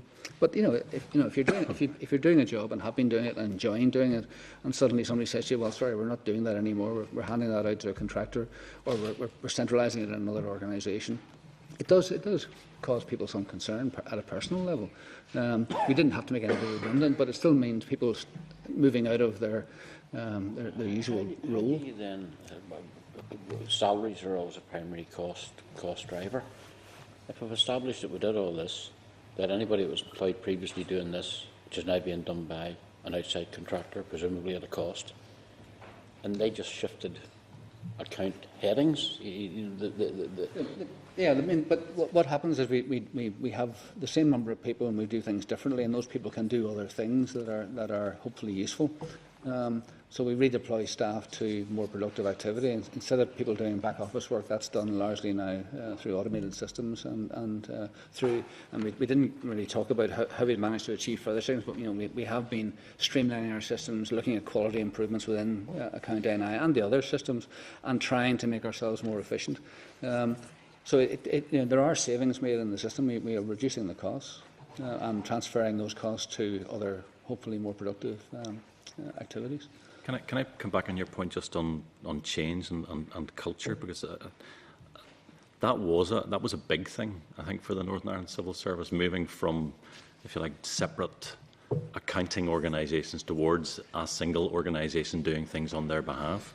One of the ways we tested that, I mean, the Gate 5 process, which is all about benefits realisation, which is run independently, if you like, and chaired by somebody, in fact, from outside of Northern Ireland, said specifically it's clear that the significant change in financial processing and the change in culture have been achieved successfully. So it was recognised in the Gate 5 report. I think it's also recognised in the user satisfaction reports and, in fact, the surveys done by the Audit Office themselves, which I think says that the finance directors are broadly satisfied with the way it's working for them today. Sorry, Okay, Mr. Girvan, and then Deputy Chairperson. I know a lot of emphasis is on what everyone thinks is wrong, but what I measure a report on is in relation to those that are actually using the service and their feedback. And we go on a table, figure 10 of the paper goes from 42% in 2008 to 55%, and yes, it's going the right direction in 2012. Do you see that as a good feedback? If almost half of everyone that's using it has some difficulties or is maybe not satisfied? It's a very positive measure in the sense that where it has moved from. But to give you an idea of, if you like, the fact that we're never going to be content, and certainly within my organisation, I've got a team that is specifically responsible for user experience. In fact, I've got somebody whose title is Head of Customer Experience, and their role is to really understand through independent surveys used through NISRA what kind of feedback we're going to get, and then on the back of that to drive change plans and change programmes. So for each of the shared services, including Account NI, we've got a continuous improvement plan that specifically seeks to link what our users are telling us about the things they don't like or the improvements they want made, and then feeding that into it. Some of those will inevitably have cost associated with it. Some of them will have to say, you might like it, but it's going to cost too much, so we're just going to have to get on within the cost envelope that we have. But we do take that feedback very, very seriously and use it to drive further change. I do think there's the point that Mr. Copeland made, that change, people don't necessarily like change, and when you ask someone, are you happier now with a centrally managed system than you were when you ran your own show, they may have some reluctance to say yes, it's better. But we're trying to provide commonality, consistency of approach, and value for money. And yes, we do want to improve the feedback from our customers. And in relation to that, to ensure that you get a satisfaction report, there has to be accuracy in relation to the processing. Yeah. And have you done some benchmarking in relation to the accuracy of the processing? And by that I mean, if for argument's sake I send an invoice in for £15,554 and I get paid and I get £15,550, you know, is that seen to be accurate? Or is there any feedback in relation to that aspect of it? I think that goes beyond user satisfaction and into audit scrutiny, and we are heavily audited on the basis of the very things you're saying. You know, it's incumbent on us as a public sector organisation to absolutely prove that we have got accuracy in those things, and yes, we've got a very strong audit trail in that respect. Thank you. Thank you. Mr Dallett, Deputy Chairperson. Chairperson, I'm just trying to move the thing on a bit. We started off discussing this car that Stephen was going to buy. Can we assume now that she's MOT'd and she's ready for the road? So no more of these consultants, not going to be top heavy with senior civil servants. Unit costs are going to be lowered. Will the 45 bodies outside main government now embrace this so that the economies of scale can be achieved? Well, I don't know. I mean, I'm not the accounting officer for all those bodies. I mean, if I can give you an example. I mean, I know it's rude to cross over you, but no, sure. you probably underestimate the value I place on you. Thank you. You're the boss, Cat. Yeah. Have you no influence over these people at all? Yes, I hope I have some influence, but not in the sense of making decisions for them. I think there is an issue here about. Is that a problem? Is what? Sorry, what? Is that a problem that you don't have the power to drag these people in and as Paul talks about, break down this culture of writing with a quill and not embracing new technology and so on? Well, hopefully not many of them are writing with quills, but I mean, some of the smaller organisations presumably have off-the-shelf accounting systems, which with a small organisation with a smallish budget and few staff is adequate for their needs. They don't need the sophistication of a system that's designed for 2.8 billion worth of expenditure. So, I mean, I don't think we can prescribe that every organisation on that list of 45 should be a customer of Account NI. I think many of them should, and I would encourage my colleagues to use their influence as accounting officers in their own departments to push people towards Account NI. We have demonstrated success. We have successfully taken on DVA, and DVA, John knows this well because he used to work there. There after next week. Yeah, DVA is a difficult one because DVA was two different organisations, DVTA and DVLNI. It had two different accounting systems. It was part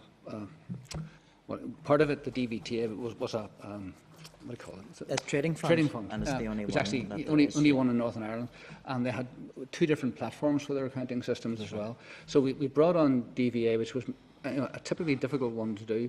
We brought on DOJ with, again, a big complex family of organisations, and the PPS. And we have done it successfully, and we have reduced the unit cost on bring each of them on. So we think we've got a good service. We think it's worth people buying into it. And we would encourage our partners and our departments and organisations to buy into Account NI where it suits their needs. But that's a decision they really will have to make because, if you've only got 30 staff and a budget of £1 million a year, it may not be worth you buying into a system as complex as ours.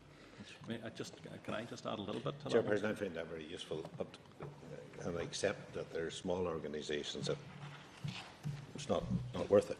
But what can you do to make sure that those that are big enough embrace this? I was going to call it a monster, but that wouldn't be fair. Yes. That would be grossly unfair. Account NI.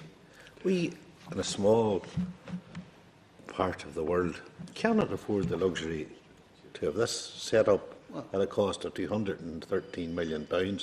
And then some people have their own luxury of running their own wee department and their own wee spot and not contribute to the economies of scale that this will achieve. So really, well, out of today and maybe the report that we draw, What would you, since you didn't agree with this report or part of it, could you help us with our report so we don't have a repeat of that? I would very much welcome the committee's encouragement to my colleagues to buy into Account NI. I mean, for those that have bought into the three that I mentioned already, each of them did a business case of their own to justify using this system rather than whatever they had, or rather than doing their own thing. So each organisation would have to do a business case to satisfy itself that the costs of buying into Account NI are value for money for it. We think the system is delivering value for money as things stand. We're delivering against the business case. We are delivering the savings that we were tasked to do. But obviously, the more organisations buy into our system, the better, as far as we're concerned, and certainly welcome the committee's support for the wider extension of the Account NI system. Chairperson, for me, that's a good enough point to stop. I'm going home happy in the knowledge that these little homelands that have existed within the civil service are something in the past, and Mr Power has our full support to exercise his influence and authority to make this thing work. Thank you. Mr Copeland and then Mr Hussey. No. He has been on like a budgie all afternoon. Can I say that Mr Dallatt is miffed when you mention cars, because of course he drives the Morris Minor Traveller, and you're not really having us. It will one day be worth that. My first car was a Morris Minor 1953 split windscreen. But you two are a lot older than me. So, man. First question I want to ask is, why is it a 12-year period? Somebody may have asked us, why a 12-year period? What was this number 12 come from? Why 12 years? Good question. I mean, I assume it was decided that was delivered the best value for money over a 12-year period. I mean, I need to go back and look at the justification. It seems a very strange figure. I've never heard of any contract being given for 12 years. With the technology that we're dealing with, and technology is changing every day, I'm the one that said emails wouldn't catch on, so I'm really the expert on this.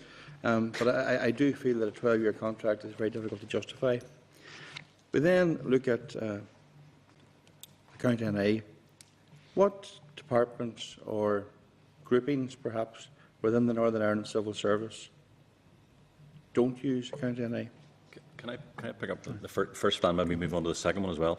On the first one, it's a 12-year contract. I think 10 years was the original term looked at, and yes, it was better value for money to basically spread the cost over 12 years on that one. But it wasn't for a static system. It wasn't as if we were putting a system in and said, let's use that for the next 12 years. So, in fact, in the last 6 months, we've been through a complete technical refresh of the whole infrastructure and engine, software, hardware that sits underneath. I accept so that. That was actually a big part of it as well. As technology goes forward, it doesn't necessarily mean that the provider that you're using is the one that's so up to date. A 12-year period, I think, restricts that, because whilst BT, I'm sure, are wonderful, there are others who may be taking steps ahead of them, and that's the concern I had for the 12. But let's move on then to who within the Northern Ireland Civil Service does not use Account NI. All the departments use it, and a number of the agencies, and all of the agencies, and a number of other Appendix 3. All of the agencies. It's in Appendix 4. I'm aware of that. I'm asking, is there anybody that doesn't use it? Because clearly this shows who uses it. But I want to know, is there anybody that we're aware of that doesn't use it? The only one that was when in and left was the AFBI. Yeah. Sorry? After the Agri-Food Biosciences Institute, they left on the basis that they had a different set of needs, because they are more commercial oriented. I mean, they sell their services and they attract costs. But no, all the agencies are in. But within the review of public administration, we're clearly going to do away with quite a few councillors and go down to 11. And I sat on various committees in relation to that. Has Account NI any intentions or any hopes that in the future, whenever RPA happens, to perhaps have councils use Account NI, or do any of the councils, have any of the councils even suggested that they're interested? I mean, I think that there are issues about the scope. When the original project was tendered, it was really for the core system. And things like councils and health bodies are really outside the scope of the contract, and we couldn't extend it to them without running the risk of challenge, because they weren't in the scope of the original contract.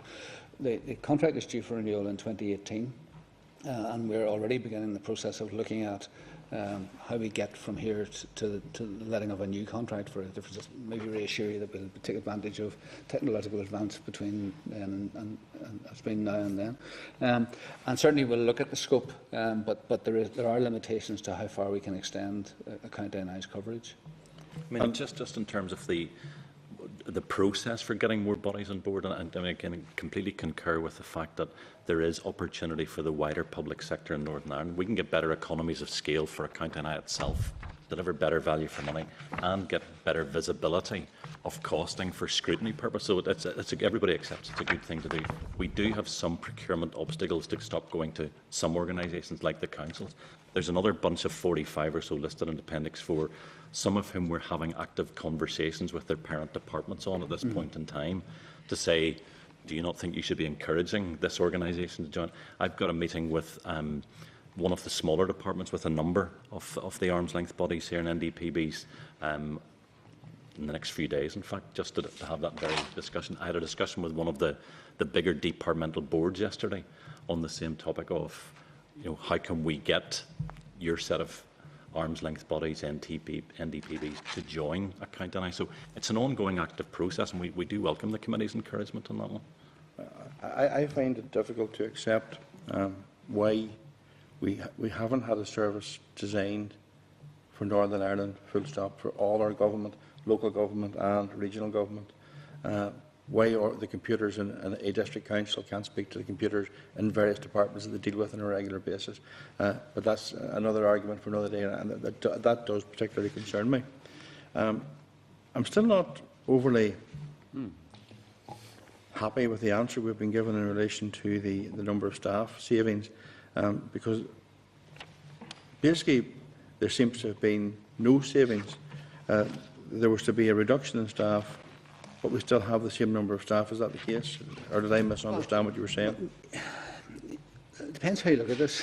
But either is or it isn't. That's how you look at it. Yeah, but the 198 that I talked about, which was the number of staff, but 293, 198 of those transferring to County NI, 29 of them being retained in departments, and 66 posts being saved. Those are the basic figures. Now, if nothing had changed, and I did philosophy at university, and there's a whole bit of philosophy called counterfactual conditionals. So if nothing had changed, then we have at least achieved that. In fact, we've achieved more than that. There was a 40 staff further reduction within County NI, and that would have brought us down to 158 from the 198. So we would have saved the 66 who were in the original numbers, and we would have saved the 40 to get us down to 158. In fact, comparing, back to apples and apples, if you try to get apples and apples and say, where do we stand today, leaving aside prompt payment, leaving aside the other bodies that we've brought on, like DOJ and PPS, if you leave those aside, then we think we're at 132 staff in a County NI as opposed to the 198 we started with. So we think we've saved those staff. Now, some of them have been reinvested because we put staff back in to deal with the prompt payment and to deal with the onboarding of those other bodies. But like for like, 198 down to 132. That's our view of the figures. Being very philosophical, that was right over my head. Right. I still think that we haven't really saved anything. I think that it's not just apples and apples. You're putting in apples, pears, grapes and everything else in there. The actual answer is, we either have reduced the number of staff or we haven't. Well, the answer is we have reduced the number of staff. But is it in line with what you suggest that you do in the business case? Well, we've exceeded the business case. If you take the additional things as the new departments that we're taking on and leave aside the prompt payment, then we have exceeded the target set for us in the business case.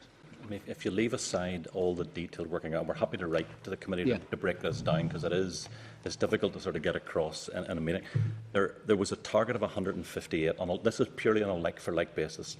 On the target of 158 within a County NI, we're sitting today at 132 on a like-for-like basis. Now, we've got lots more staff than that because we've decided to do lots of extra things. We've been asked to do lots of extra things, and therefore the staff savings that we made, we have effectively reused those staff to do other things. So we have netted off 26 additional savings beyond the target that we had in the full business case.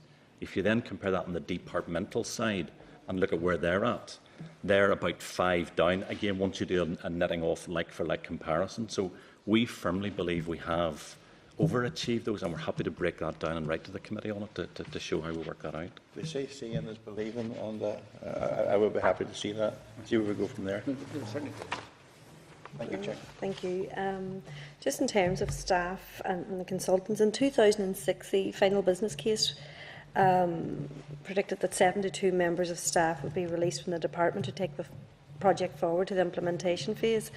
The total at that time released was 42. The Audit Office found that a number of individual consultancy contracts were properly approved and managed, but however, there were a number of consultancy requests at that time which did not seek the supply or of ministerial approval. Obviously, you'd be looking at the right levels of authorisation, and you'd want to cover that. The reason cited in 2011 in the revised business case was that in-house staff were unavailable. How was that the case? Can you clarify that? Departments were looking to release staff. It's like anything else. You know, if we were looking to them to give us, well motivated, good quality staff to help us introduce Account NI, they wanted those well motivated, good quality staff in their own organisations to carry on delivering the legacy systems and do whatever they wanted to do. So, I mean, we were coming with a begging bowl, effectively asking for resources.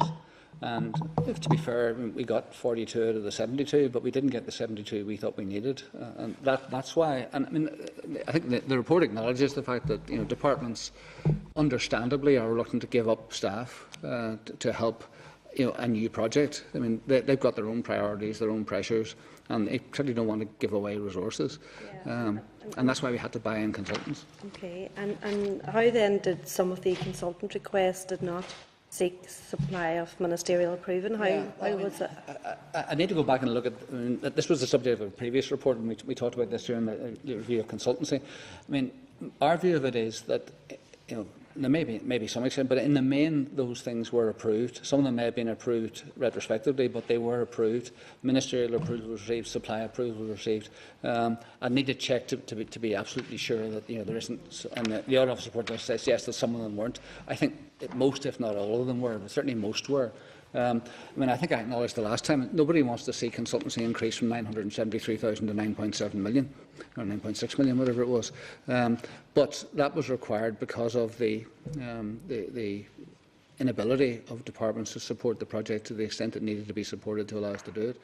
The positive point I would make is that since 2009 we haven't had to employ consultants. We have carried the process forward. We have skilled our own staff up. There's been transfer of skills to our staff, and that's acknowledged in the report as well. And we're managing the contract, bringing on new bodies, and we're doing that without consultancy support. And we think that's desirable. My department's consultancy has dropped dramatically to a few hundred thousand rather than millions of pounds that it might have been in the past. Members, before I go to concluding remarks, does any other member, Mr. Rogers? It's just an interesting point, really, based on that needing 72 and you were able to get 42. How have you taken on board then, for example, the PAC report in April 2012 now on the use of consultants, and the 2009 report as well, which had a recommendation review the capability of departments to carry through such projects, considering the skills and resources available, and properly identify the need for consultants to find any gaps. Really, the question I'm asking is, when you, it's a really general question, when you meet with the CANAG and either agree or partly agree or don't agree a report or part of the report, how are those recommendations filtered down to the various departments and so on, to the level of smart targets within departments to achieve these recommendations? Well, can I say one piece of prologue to that? this was a new departure for us in engaging with the Audit Office as part of this particular project, and they were very helpful. They came along and talked to us at various stages through the work, and we had a very constructive engagement with them. So I want to, if I have appeared to be critical, I'm not critical. It was a very good process, and I think a model for how these processes should be done in the future. So I think this was a very positive development. In terms of your point about dissemination of lessons. I mean, the first point of that is the memorandum of reply that is drawn up by the relevant departments and coming back to the committee and giving the ministers responses to the recommendations the committee brings forward. Then those are disseminated to departments. The departments get to see the memorandum of reply. And quite often what would happen is a system is created. So take the consultancy example. We now in DFP annually get returns from departments on their consultancy, their spend, so there's an overall sight of what is being spent. We also do a bit of a sort of analysis. We do a bit of deep dive, and we ask them for the documentation in relation to some of the specific projects they've led, to see if they have done a business case, if they have had ministerial approval, if they have had supply approval, and so on. So we do checking. We not only trust, we also check. So that's how we ensure that the lessons are carried forward from the sorts of comments that come from and recommendations that come from the committee and from other sources. Say, for example, they're way over budget in terms of, let's say, for example, consultants. When you review that, would you then require them to sharpen up their targets for the following year in those areas? Well, I mean, in a sense that's a matter for ministers, and a minister in a department has control of his or her own budget, and it's for them to decide how they want that budget spent. What we would be checking is the procedural side of it. I mean, have they got the ministerial approval? Did they do the proper business case? Have they got the documentation to show that this piece of work that they commissioned is justified? And have they done a post-project evaluation? And hopefully have they had some transfer of learning to their own staff as a result of the process? So, but at the end of we can't intrude on a minister's decision to decide how to spend his or her own budget. If a department seeks approval from their minister and gets it to do something, then that's the decision. Yeah, but after all, you're the accounting officer. Well, not for that department. I mean, if this is the Department of Health, for example, if or DCAL or whatever, if they want to engage consultants to do a piece of work for them, then it's their own accounting officer has to justify that decision. We would check the process. I mean, and make sure that they've gone through the stages that are required, and we would require the information. That keeps a bit of a challenge in the system. But at the end of the day, it's not for me to tell the DCAL minister or the DARD minister or the DETI minister that they can't do something. They are. We work for ministers; it's their decision, and they and their accounting officers have to account for it. So they will be called before this committee to account for themselves if you think they've wasted money doing some particular piece of work. I promise faithfully not to open my mouth again. Really, Stephen does drag it out of me. Recently, one minister took another minister to court over a financial transaction. Now, you are Mr. Moneybags. You hold the money for the Assembly. Are you telling me that you have no influence or no control over these government departments who, I think outrageously refused to become part of an organisation that was set up at a cost of £231 million? Now, is that not the tail wagging the dog? And I don't want to make those kind of comparisons, but... No. I mean, I'm touched by your faith in my influence. You have to be, because thank you. I don't want to go home tonight feeling that you have no control over the budget of this Assembly. No, what we have, sorry, I'm not going to go into a sort of whole description of the process. I mean, yes, ultimately the executive decides on the budget. The executive allocates money to departments, and it's it's for the department's minister to decide on how he or she wants to allocate their resources. If there's a cross-cutting issue, then certainly they may need to come to the executive or to DFP for approval.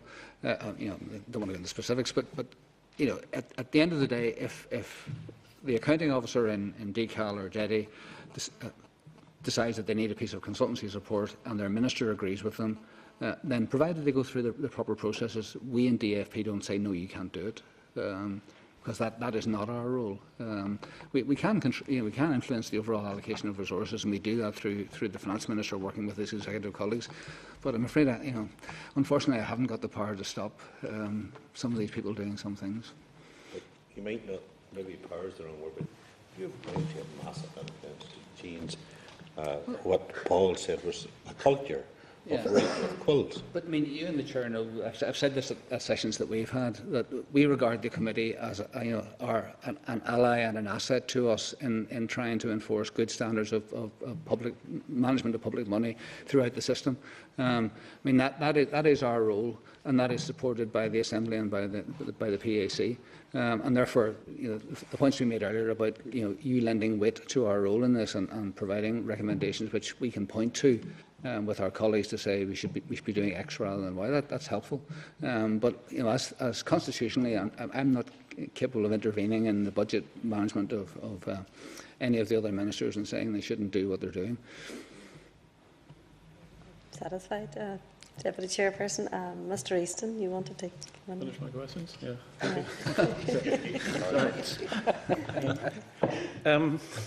Mr. Crosby, Northern Ireland Water, Belfast City Council, the Northern Ireland Housing Executive and Invest NI seem to perform better than the Count NI from the figures that we have. What are they doing that you're not? Well, that's a very good question. I mean, this information came to us fairly late as the report was published. I have gone back to all four to ask them to explain the constitution of their figures. Only two of them have actually come back to me, and that is Belfast City Council and Invest NI. Both of them have actually said to me that if you look at all of the things that are in your figure of £9.73, we don't include the half of that. In fact, we don't include most of it. And really, the comparison that we've got back from them is that their direct cost of staff per transaction is much higher than ours. So, are you saying we're being misled? No, I'm not saying that. I'm saying what they told me back when I asked them. And I think it illustrates my point, Mr. Easton, that I place no more credence in those figures than I do in the overall benchmarking. I think the real issue is that we don't know the proper breakup of these figures. They're telling us things which may be true, maybe partially true. We really need to sit down with them and go through line by line how they allocate resources against their spend. But the information we've got is that they seem in the same ballpark as we are. But we don't place any great credence in that either. I wouldn't want to rely on it. Okay. So the figures that we've got are maybe misleading, sort of. I think it's the point I tried to make earlier that we've got £9.73, which is made up of a whole lot of things. It's our notional cost. If we were charging people for well, we wouldn't do it in this basis, but notionally that's our charge per transaction. It includes lots of things that may or may not be relevant and which others may or may not include. The real point is the point that we made with the CNAG, that they've kick this debate off. We think it's a good debate, it's the right debate. We need to benchmark properly, and we need to satisfy ourselves that either we're way out of line with everybody else, which seems, we think, unlikely given our performance in other areas, or we're not counting the same things. And if we're not counting the same things, then we need to count the same things. Okay, so you're going to stay in contact with the others and try and resolve how people are getting these figures and see. We've kicked off a formal benchmarking project right across enterprise shared services, because there are parts of ESS where we actually do fairly good benchmarks and on a cost basis, and we want to make sure we're doing it consistently. So there's a fairly substantive project that has just been kicked off on all of that. Okay. But going forward, my emphasis is more likely to be on the health and education sectors as providing a more relevant comparison in terms of their scale and size and their cross function. Mind you, I'd be quite keen to get to the bottom why our figures are somewhat different to yours that we're getting anyway. So am I. Yeah. Okay. Thank you. You're using key performance. Yeah. The auditor wanted in there just before you move on. Chair, the figures we have, those were the best figures available when we were constructing the report, and in the absence of any other figures, that's the bit, but it's the starting point. The debate is not the end point, and the main objective is to open up a debate on costs, because there's nothing happening there at all. No, I appreciate that is the position. But once you drill below the surface, you find more questions than you do answers. Yeah. Okay. Yeah. Okay. Thank you, Chair. You're using key performance indicators now. Yes. For 10 KPIs? That's right, yes. Okay. Why weren't you using them beforehand? I beg your pardon? Were you using them beforehand? Before 2011? Yes, we've been using them since we went completely live in 2009. What happened in 2011 was that we had the discussion, we had more than this at one point, and we had the discussion with the Finance Services Board, a discussion about what were the right, was this the right number and were these the right ones? And we got agreement at that meeting at that time that they wanted to monitor no more than 10, and that these were the 10 that they wanted to monitor. Okay. So that's why there was a change at that time. It was simply on the presentation and who would review the figures. Okay. Right. Why can't Account NI streamline its processes to a level that matches top performing competitors to achieve savings? Well, you see, that's again that comes back to whether we accept that that the benchmarks that we've been provided with are valid or not.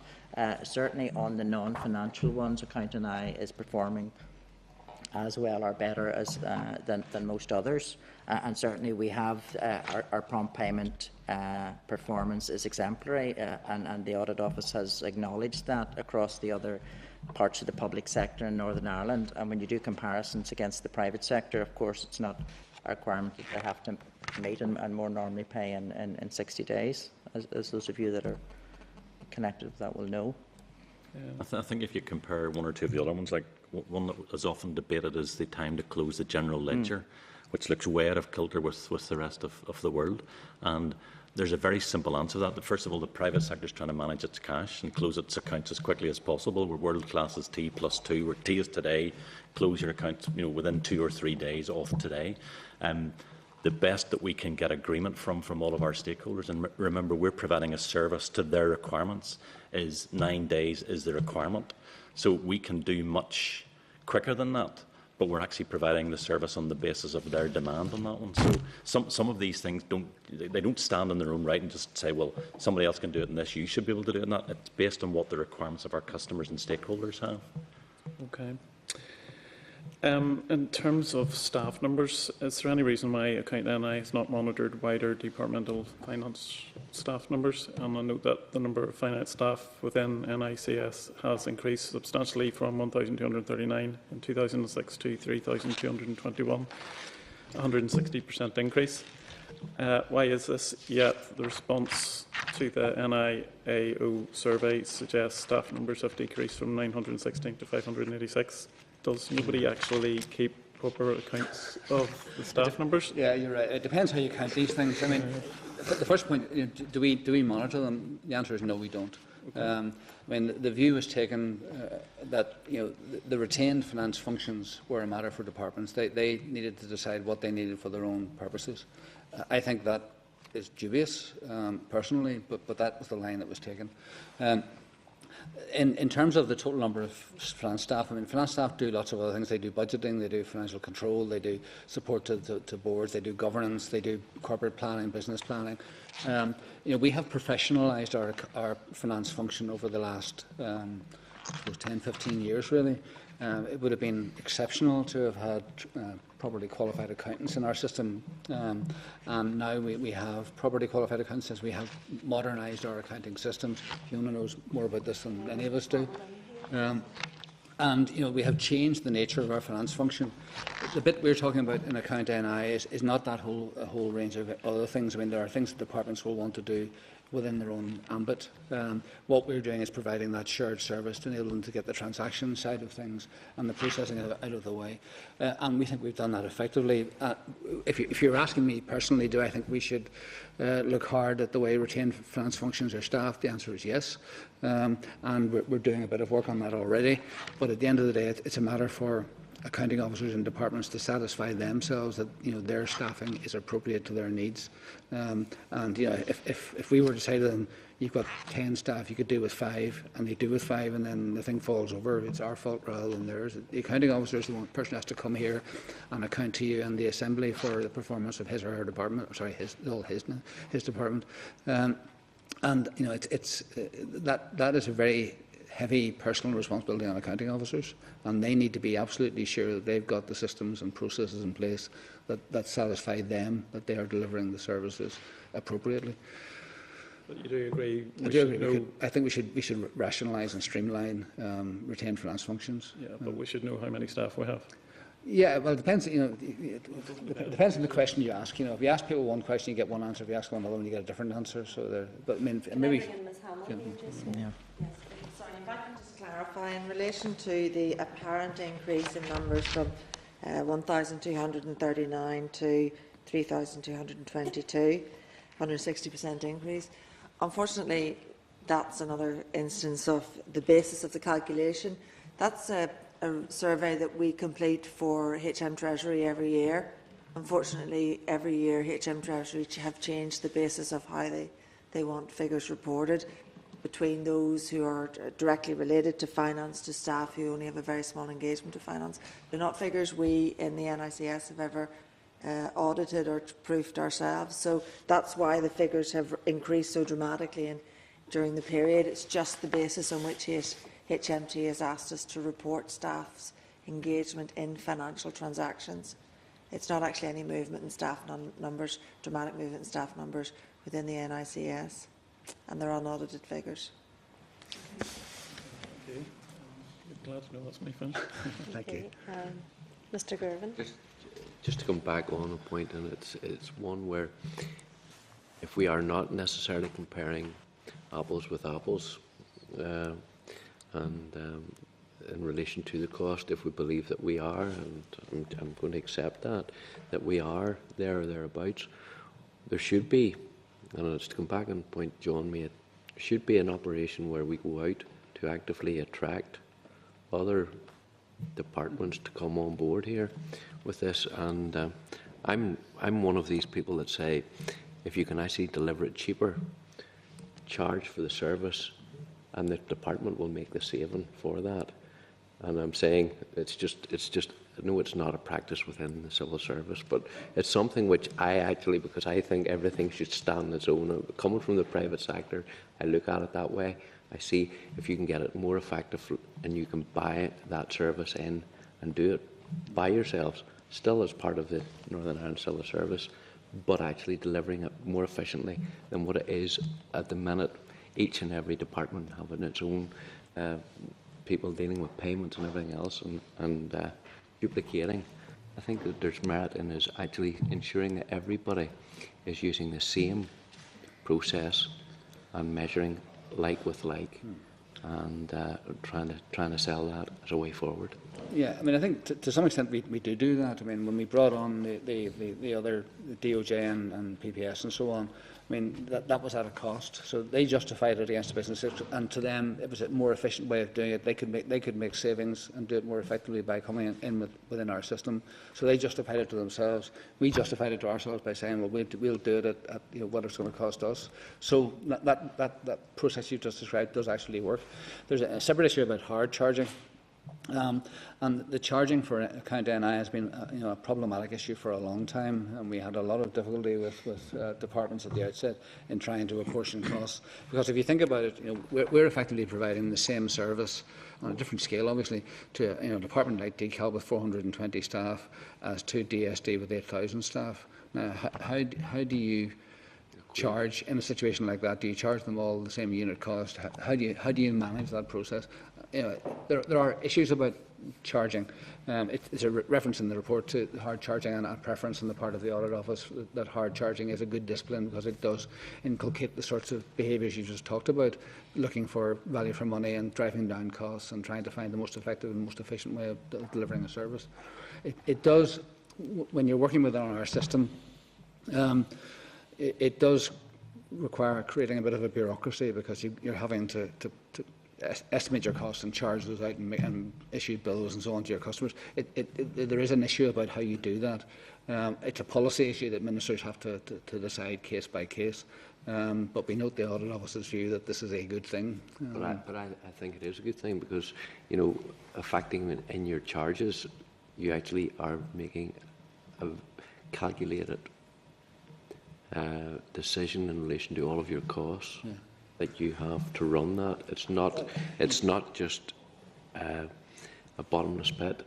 Well, there's a sense in which we have brought the cost into account, and that's how we can afford to run it, because we have taken the cost from departments. So effectively, we have charged them, and we now hold those resources, and we provide service. That's something which I would like to see as maybe where you actually can identify that whenever you cross-check from one department's accounts or one body's accounts, where they actually, it shows the reduction in what they're actually drawing down. We very rarely hear about departments' monies actually drawing the amount that they're getting. They're always bidding for more. Well, to put it the other way around, in our system in Northern Ireland, because we don't essentially raise our own taxes, we get a block grant. If £200 million is allocated to Body X, then it's in Body X's interest to spend that £200 million for the benefit of the population of Northern Ireland. If they spend 10 million of that on staff, that's 10 million lost to the public. If they spend 8 million, that's 2 million more going on the public service rather than on staffing and so on. So, I mean, it does actually, it works in our system. Unless you come from a trade union background where you think that's the right way to do it. Well, I mean, that is our system. That we have a block of money which we're allocated by the UK government, and it's our job is to spend that effectively on providing services to our population. And the more we can spend directly on services to the public, the less we have to spend, and the less we can spend on back office services, the better. I mean, it's hospitals, roads, houses, nurses, doctors, whatever. That's where the money should be going. There's a strange argument that the cost, because we're effectively a mandated monopoly, which is the way the committee seems to be leading as well, and saying we want you to be a bigger monopoly and do more for more organisations. I think, you see, that is, we're trying to get people to use the approaches that have been put in. We put PEDU in place. We want to ensure that people buy in to make use of these shared services, and in doing so, be a more efficient delivery overall at less money. Yes, and that's what I was going on to say. I mean, within ESS, I've got a savings plan year on year to reduce my overall budget, which we've been meeting so far. If I was to then say, and because we've got the funding in place, effectively centrally allocated, if we were then to hard charge, what I would have to do would be send out an invoice to an individual organisation with a cheque attached from my budget to theirs for them to pay me back again. They would then go, well, I'm not giving you all of that back. I'm only going to give you 95% back. So I then have to create a debt management unit to go into, which is where we were when we created enterprise shared services in the first place and actually went for the central funding allocation. So in a mandated monopoly, there's a slightly different argument that says transparency of charging and costing is perhaps different from actual hard charging, but I think that's one that's going to run for some time yet, as well as we continue to look at it. Don't necessarily mean that there has to be cheques transferring. Yeah, we can certainly have notional charging. Yes, exactly. Exactly. That's the way I see it. Thank you. Members content with their questions? Yeah. Okay, Mr. Pover, thank you. I think in summing up, I suppose the key objective of Account NI and why it was set up was to simplify and rationalise the whole financial process and provide a common accounting system right across the NICS. So in terms of doing that, I think it's bringing things back into economies of scale. There have, I'm sure, been lessons learned out of this debate today, but what procedures have now or will now be put in place or are planned to be implemented in light of the Audit Office report on Account NI? Well, I mean, Chair, we'll obviously wait for the committee's report and recommendations, which I assume will reflect some at least maybe all of the Audit Office recommendations. Certainly the two big points that we've talked about today, the benchmarking point and the creation of a key performance indicator in terms of unit cost, are things we can look at and will look at very quickly. So that will take that away, and then when we see your report, we'll have a look at the recommendations and respond to those. And just to allude to the actual report, I mean, in terms of customer satisfaction, there has been a slight increase, and there was a particular focus on that in terms of the debate here today. I'd like to, I suppose, thank the Auditor and the Audit Office in terms of, which has been acknowledged by yourself, Mr. Pover, for flagging up the benchmarking issue. And I think This was, I think, the first time the other office have engaged in the sort of process we went through with them on this report, and it's been a very helpful process. Yeah, and it shows that it's effectively working when we do work together. So thank you, Mr. Pover, Mr. Wickens and Mr. Crosby for your time. And we may want to write to you for further information of the committee when they do their debrief. Okay, thank you. Thank you, members, and thank you, Mr. Donnelly, Ms. Hammer and Hansard. Thank you.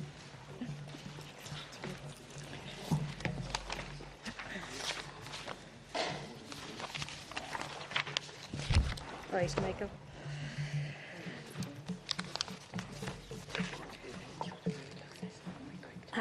Okay. Members, we're going into closed session just for a wee bit of a debrief. Yes. Okay, now going to closed session.